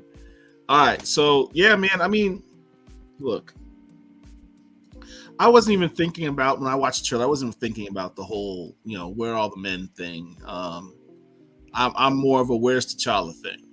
I dig it. T'Challa's not going to be in the film, which is fine. I actually don't have problem. Look, there was a time where I was like, there need to be a T'Challa in Black Panther 2, but then I get people's feelings and what have you, and the fact that the cast were already in the steps of pre-production of the film when Chadwick Boseman died. That's a hard ask because you had to rewrite the entire story. And with that redoing the entire story, having to come up with new places to shoot, new actors to hire, it was a Herculean task. I think it would have, for me personally, I've said, the Doom War storyline would have fit perfectly because they started the film literally with an airplane crashing with T'Challa in it. He's burnt up to a crisp, and he's out of the picture for the rest of the film. You don't have to talk to him again, and then have Shuri eventually take over as Black Panther. That would have worked. Yeah. Hello? Are you okay now? Man, I can't hear. Something's going on with it. Oh wow, he's very generous. Anyway, so I wasn't really thinking about it from that perspective for the film. I liked what you said, Otis, about expanding and focusing on Wakanda. That's fine. Yeah, that's fine. Expand Wakanda. I would even go so far as to say take it to the nth level. I want to see dinosaurs. Yes. I want to see the dinosaurs of Wakanda. I want to see the mystical elements of Wakanda they haven't touched upon yet. Right? I think they're going to Necropolis. I think that's where they're going. Do the Necropolis thing. I think if they look, there was imagery in the trailer which clearly looked like Shuri was in the dream world, the Jala, right? The afterworld. That scene where she's in the throne room and there's water and there's fire at the same time, I think that's a dream. I think that's pretty evident. That's probably a dream sequence. And we know that without having the heart-shaped herb, she's going to have to come up with some type of substitute to get the powers of the Black Panther. It'd be interesting to see her go into that realm, meet Killmonger, have him give her the instructions as to how she can become a Black Panther.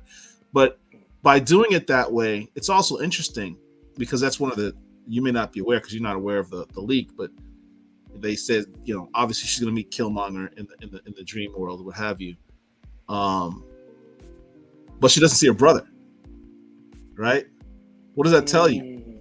And then you take the heart-shaped herb, and you're like, the first thing he was like, "Where's my pops? I saw my dad." Right. She goes out, "Where's my brother?" And she's seeing her cousin, like, "Where's T'Challa?" What does that tell you? Maybe T'Challa's not dead. He's missing. Right. That's right. But he's not dead. Right. I got a dope end credit scene in mind that would be incredible. I think. Do you remember in the first issue of the Black Panther run, Coates and Steel Freeze? Do you remember the last page when you see Shuri in that suspended animation? Uh-huh.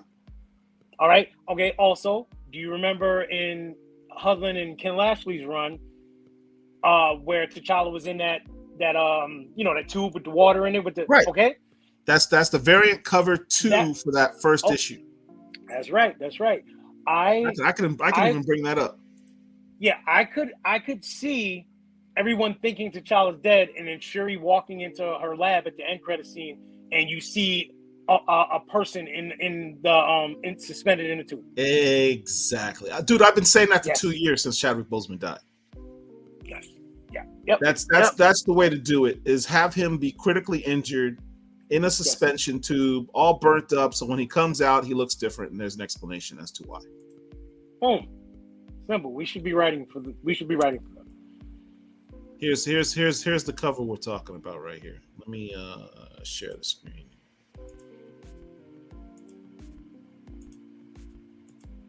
That's the cover right there. Yep. That's the Lashley cover. That's an interior piece. Yeah. Oh, that piece on it. Yep. Love that cover. But yeah, totally. I actually didn't know about this cover until a couple of years ago. I think I bought this cover like a year ago. Great cover. Awesome cover. But yeah, totally. That's your whole storyline right there. Yeah, exactly. And all these people that are yelling, you back, Rich? Yeah, man. Can you hear us? All I right. can hear you. Yeah. I don't know what happened with that. Suffice to say, man, you guys are giving me, well, Otis, I'll say, is giving me a ray of hope. I want to shout out Amani. His video that he did earlier gave some theories that we can kind of hold on to, consider. Yeah, I mean, Amani did one So, thing which I agree with, which is the scroll possibility. I thought that's interesting. I haven't seen his video yet. I know he just posted it. He mentioned the scrolls. Yeah, I believe he did, yeah. which is an interesting thing considering the announcement last week about Secret Invasion and Secret Wars, and that's why I told you like I've been reading like Secret Wars. Mm-hmm. Yeah. Because I really think that's a critical storyline. Totally. Yeah. I made a post about that whole scroll thing. I'm sorry, Richard. Go ahead. I apologize. Go ahead. No, I was just gonna say, tell everybody to just go to Black Comic Universe, and you can go on Amani's page and watch it. So go ahead. Oh no. Go ahead, I was just saying that that I had made a post about the scrolls. Like I made a post saying that what if T'Challa's a scroll? What if they have him in the comics? You know what I'm saying? That's why he disappeared.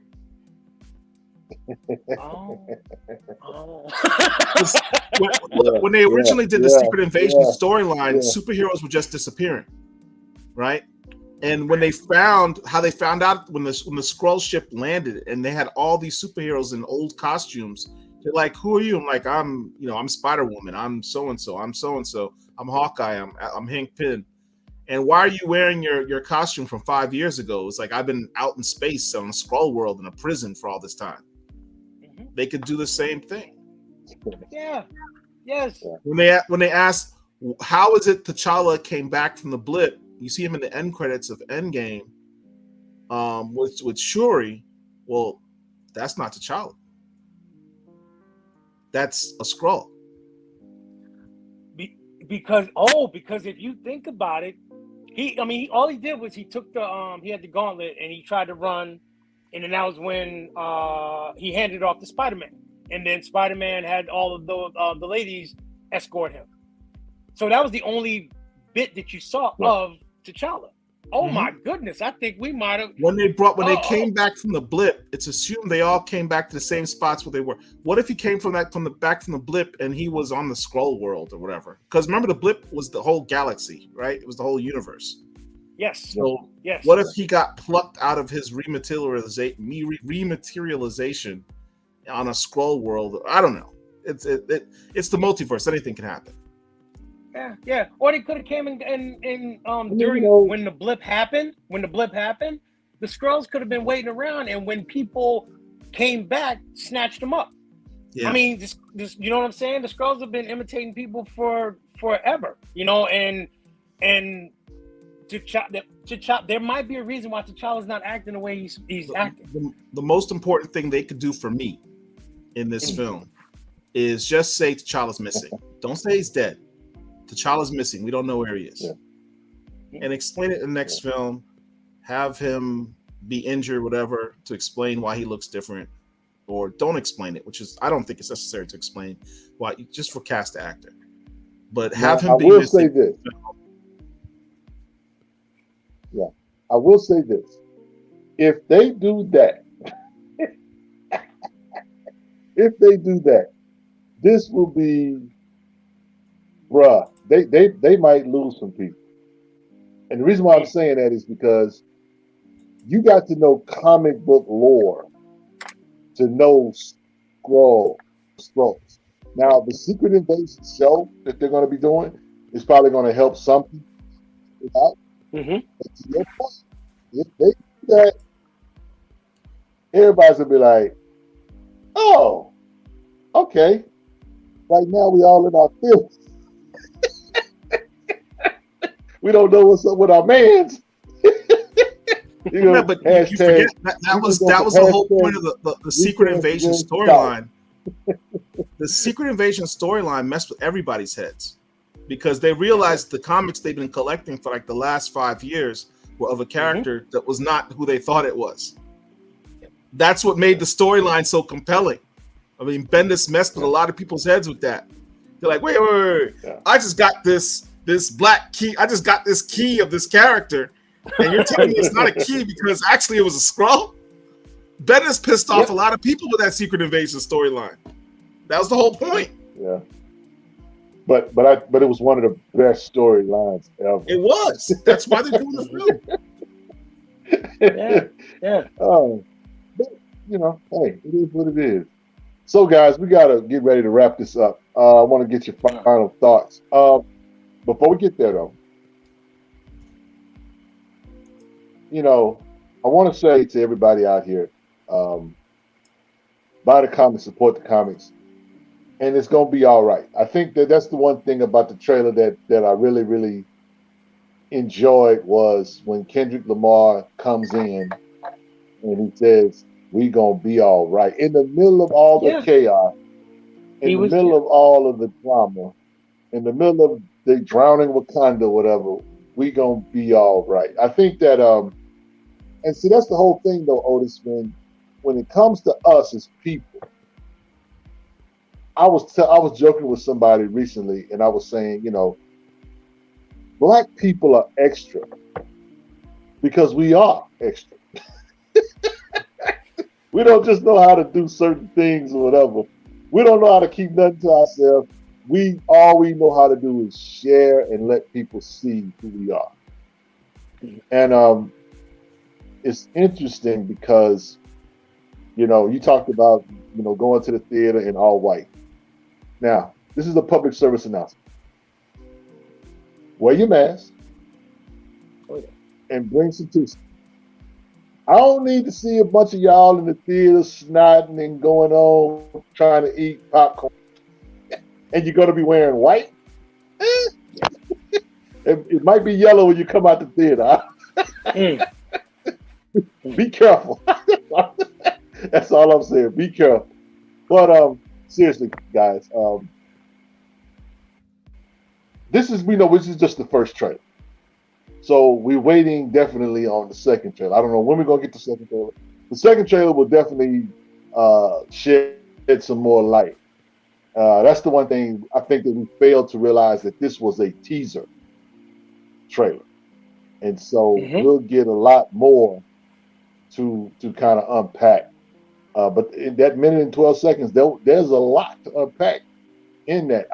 Shout out to, like I said, again, Amani. I went back and reread issue 8.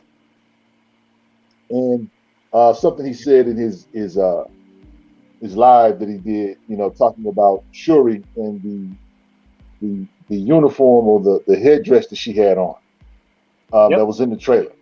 She wears that on the last page of the book. Sweet. And you know, so now if they do that, I gotta say, man, this is gonna be a pretty fire movie. Because she goes to this ancestral like plane, and she gets the history, the past, the present, and the future of Wakanda. And she comes back with all of it. You know what I'm saying? And so if they are true to the comics, and I hope that they are, because that's the thing about it, Otis. My thing is, don't mess with the toy too much. You know what I'm saying? Marvel is giving you the keys to this truck. Let's not jack it up too much. Let's let it be what it is. And so if they are true to the story, it's going to be a pretty fire movie. Yeah. This is the issue that you want, that of issue 8, because this covers the one where it actually has that outfit. Man, I'm calling it right now. I'm calling it right now. The first time Shuri transforms into a flock of crows, I'm freaking out, because it's gonna happen. I call that right now. She's gonna burst into a thing of crows and ravens, and I am gonna freak out. Yeah, and it's important to because we talk about legacy characters and just doing black versions of other characters or women or gender swapped versions of other characters. And I think it's a little limiting to simply make Shuri the female Black Panther. It limits her. It's not necessary, because when she did that trip to the Jala and she became basically a super griot, right? Where, like her brother, who when he went back to Bast and became the king of the dead, was given the knowledge of all prior Black Panthers. In essence, he's the most powerful Black Panther of all time. Bro, hold up, Paul. Stop. Hold that thought. Why are you stopping me when I'm trying to say something? I know, man, but hold that thought. I'm looking at this book here. You know how much this book is going for right now on eBay? I don't know. That's not the one you want. You want the other cover. Bro, the one I just showed you. This cover here is $60. That's the Brian Steele Freeze cover. $69.99. How much? $69. Oh. There's one. There's a first print for $65.99, and there's one that's a second print of this $69.99. That cover that you're talking about, I don't even see it listed. It's a rare cover. There's the second. Now, people, look what I'm looking at here. The second print is what people are going bananas over, because that's $250. Wow. What? But now, you know what? Here's the. I'm finna buy it in front of you. I'm finna buy this. The one that you're talking about is $8.99.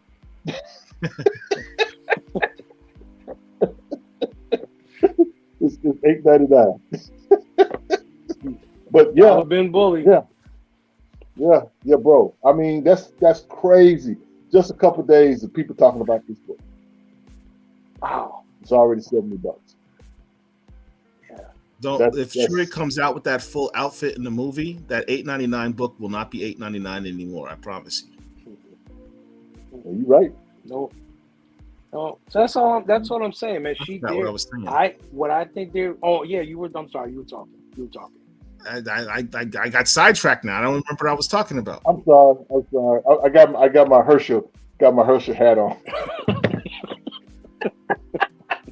Oh yeah. So it's not even necessary just to make her the female Black Panther. Although I do hope they do that in the film. I mean, I want to see her don the mantle and do that. But she has expanded beyond that, because when T'Challa became King of the Dead, he now has all the knowledge and powers of all prior Black Panthers, which in essence makes him the most powerful Black Panther of all time, which is another reason why the Ridley one disgusts me. But besides that, Shuri, when she became the super griot, right, where she got to have the knowledge of the future, present, and past of Wakanda, her knowledge got expanded, her perspective got expanded, and she had these powers with the crows that you were talking about, where she could turn herself into stone, or she could turn herself into a flock of birds, or she can fly. She has actual superpowers now, significant powers on her own. And that would be cool to see on screen. And you're not just making a female Black Panther, you're making a new superhero in the MCU. So I think that would be kind of dope too. Yeah. She's her own character.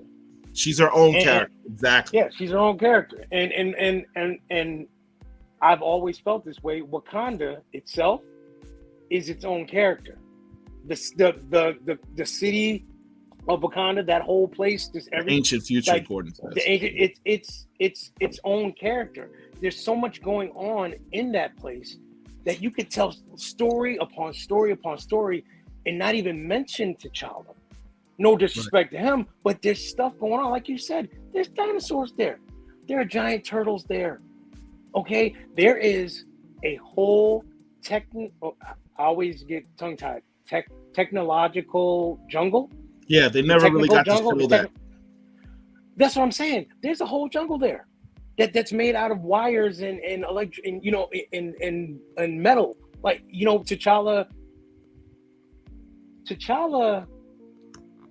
exiled himself to the techno jungle and no one knew he was there but Vibraxis. Do you remember that? Mm.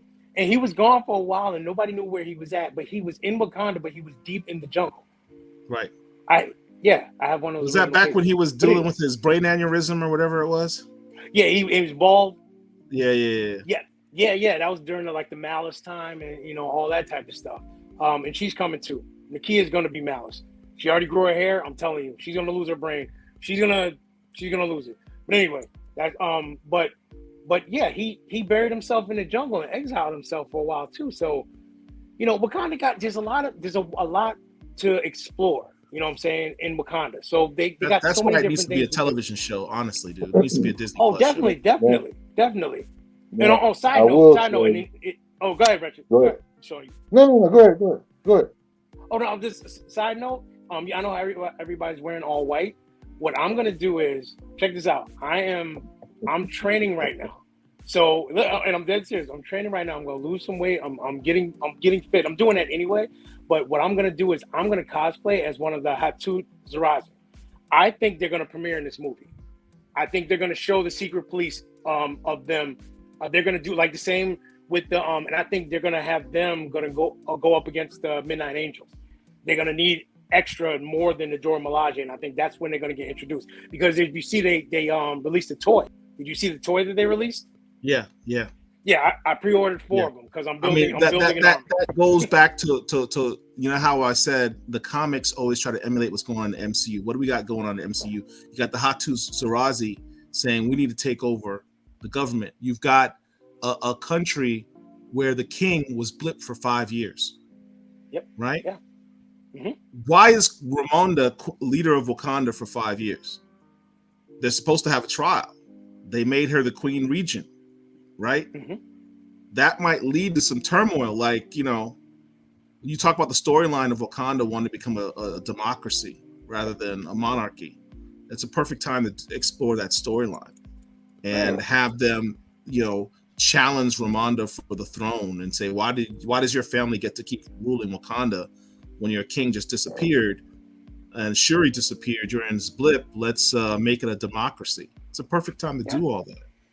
Yeah, and that's what I'm saying. And that's what what I was saying was I'm going to cosplay as one of them. That's my white costume. Yeah. I'm going to be wearing all white. That's what I'm wearing. I'm going to have the goggles and everything.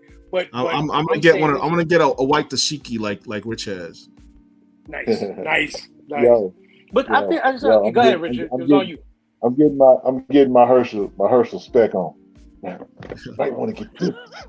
You want to get this book here. This is the Black Panther #1. It's off. Black Panther #1. That's the Black Panther #1. Yes. Yeah. You'll want to get that's a Stanley Art Germ one, right? Yeah. Yes. There's a virgin version. There's a virgin that's astronomically priced. Yeah, I don't have that one. I don't have that one. I have what you just showed, Rich. I've got at least one, maybe 2 of those, but I think I got the version of that is hundreds of dollars. Yeah. I mean, and it's I guess my thing is, as we get ready to close this out, I am going to wear white, by the way. I'm going to wear a white shirt that says recast T'Challa on it, just so I can troll. Wow. You know what? Listen, I'm gonna be eating my popcorn. I am not wearing white because I have this natural inclination that I'm eating or whatever to just do this. So, I mean, bruh, it's gonna be a hot mess. Y'all gonna come out the theater. Make sure y'all take pictures before y'all go in. Because like you said, if she turns into a flock of crows, your popcorn is gonna go everywhere. Red slushy, everything. Yep. You can wear that white shirt. Guys, Rich, show us your white shirt you're wearing right now. Yeah, this is Black Comic Lords, approved by Black Comic Lords. This is one of our shirts that you can get on our website, blackcomiclords.net. Go there, get some merch. Paul has a shirt. I have issues. You can get that one. And there's one that says I have issues as well. Black keys behind it. Yeah. So Good stuff. Good support stuff. the channel, man. We trying to do big Merch things from the out here. store.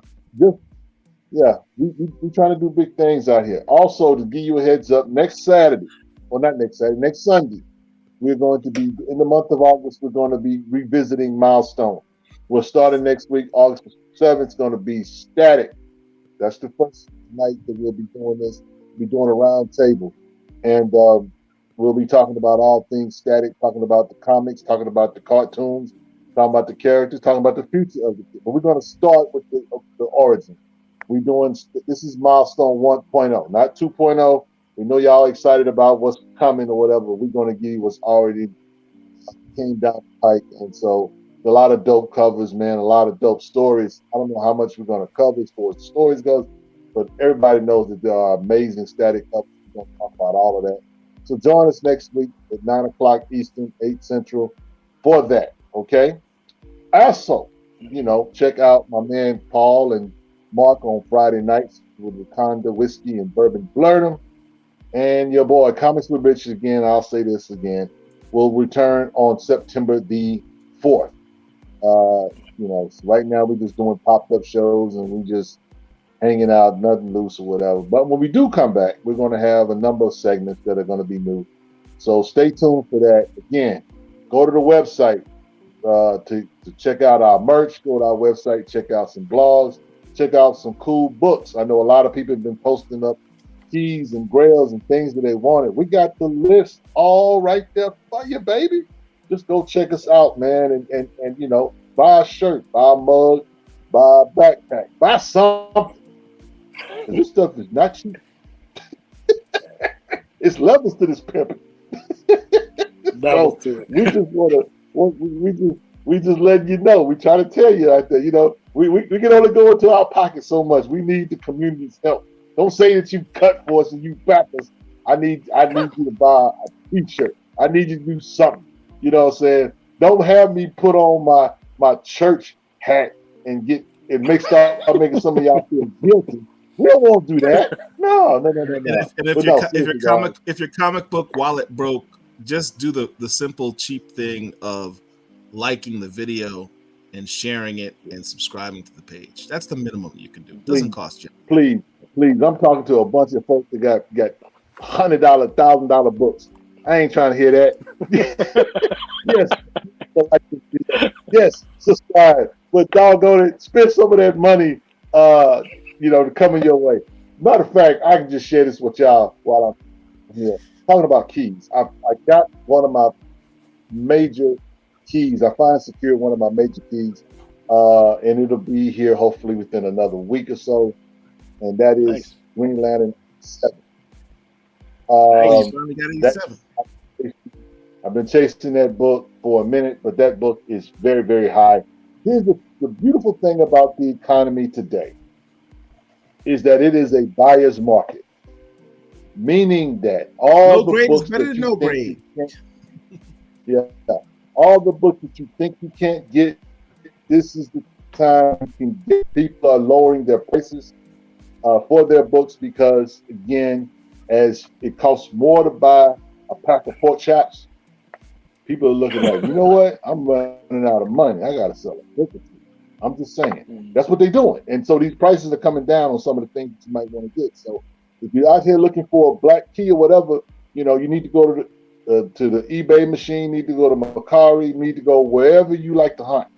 And these books are going for decent prices. I'm not going to say you're going to get a basic price or whatever, but you're going to get good prices today just because. Yeah. But I was grateful that I was able to get that book because this book has been going for like $500-$600, and I was able to get it for $250. So nice. And it's a beautiful copy, beautiful copy. So I'm grateful for that, and I know the reason why I got that book was because the economy is such to where I can't ask for $500 for this book. Like I'm gonna tell you, those of you that got Blue Mark, Legend of Blue Mark #1, you asking for $500-$600. I'm gonna need you to come off that mountain. I'm on down.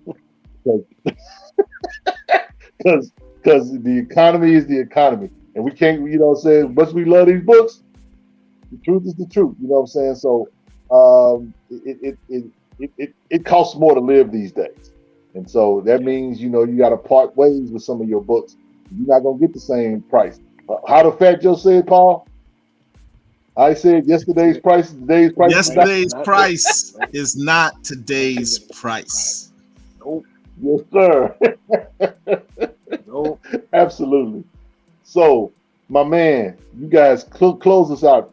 Tell us, what are your final thoughts so we can get out of here about the future of Black Panther and everything that you got going on. You got anything that you want to share with the community? Please do so at this time. My man, Otis, what you got, bro? I'm still working with the Graham family. Got some projects. Oh my goodness! Like I cannot explain how excited I am about what I'm working on with them. And people will be able to see it. Actually, I'm going to send both of you private messages about a couple of interviews that they were asking people to do. You know what I'm saying? And these things are dope. Things are really, really good. One thing I do want to say is I love the trailer. Everything's going to be cool. Everything's going to be all right. This is just a teaser trailer. So just give it some time. All the arguing and back and forth and the insults and stuff, it's really not necessary. We forgot along the way, some of us, that this is all about fun. That's what this is supposed to be about. There was never a time when we had this much comic book stuff around us and we're complaining about what we're getting. And I understand some of the subject matter. I get that. I really, really do. But when it comes down to it, this is their property and they can do whatever they want with it. And whether you look at it or you don't, they're still going to make money. So if you don't like it, do like my son does. He doesn't like wrestling now, so he just watched DVDs from 2000. You know what I'm saying? I'm reading older stuff, Don McGregor and like Enemy of the State and things like that. Those are stories that I enjoy or new stuff. So if you don't like what's going on right now, there's other stuff for you to read, watch, or do. But all the arguing and going back and forth, and this is stupid just because it's not for you. If it's not for you, just keep it moving. And you'll be better off for it. But I'm telling you, T'Challa will be back. He will definitely be back. And my last thing that I want to say is the last time I was on here, I got a little hot and I delivered some messages. It's been a while. I want to apologize, not for what I said, because I truly meant what I said. I just get really, really passionate when it comes to stuff like this. But my delivery wasn't good. And we're all grown-ups, and I had no right to speak to you the way I was speaking. I thought about it for a long time, and I've been wanting to apologize about it for a long time because, I was just upset and I was passionate about it, but that gives me no right to talk to people, grown people, the way I was. So I apologize for that. I'm truly sorry. It won't happen again. I'm not going to say I'm not going to be passionate about stuff, but the way my delivery is, I definitely have calmed that down. Sure. I definitely have calmed that down. So the last thing, Wakanda Forever, okay? Wakanda Forever, and we're going to be all right. Seriously. Yeah, that's what's up. Paul, what you got? Look, I mean, I think it's pretty well documented, my feelings on everything. I had my cathartic, venting post I did earlier this week. And of course, I had people that trolled in response because some people just don't have better things to do with their time or their lives. And that's how they get their kicks, but it is what it is. At the end of the day, as Otis said, it's their property to do what they want. I have my comics. I have my stacked comics that I can always go back and read. The MCU could take a sharp turn in a completely different direction that I don't like, but I'll still have my comics. And at the end of the day, this is supposed to be fun, right? This hobby is supposed to be fun. The day it's no longer fun, it's the day you got to just give it up, just move on to something else. When it comes to the recast T'Challa thing, my only thing is don't kill the guy off. Expand the universe. I'm for expanding the universe. just don't preclude the possibility of having those 50 years of stories told. That's literally my only point on the whole recast T'Challa thing. Don't prevent 50 years of stories from being told. Leave that door open. Absolutely. That's what's up. So look, guys, T'Challa is T'Challa. Black Panther's Black Panther. Still, we're gonna say it. We're gonna close it out. We're not gonna say goodbye. We're gonna just simply say Wakanda forever. Until next time. Peace. Peace. Yeah. Two fingers. Pleasure always with you guys, man. No Always doubt. love hanging out with y'all, man. So Definitely. Love getting down. Absolutely. Yep. Absolutely. Y'all have a great week.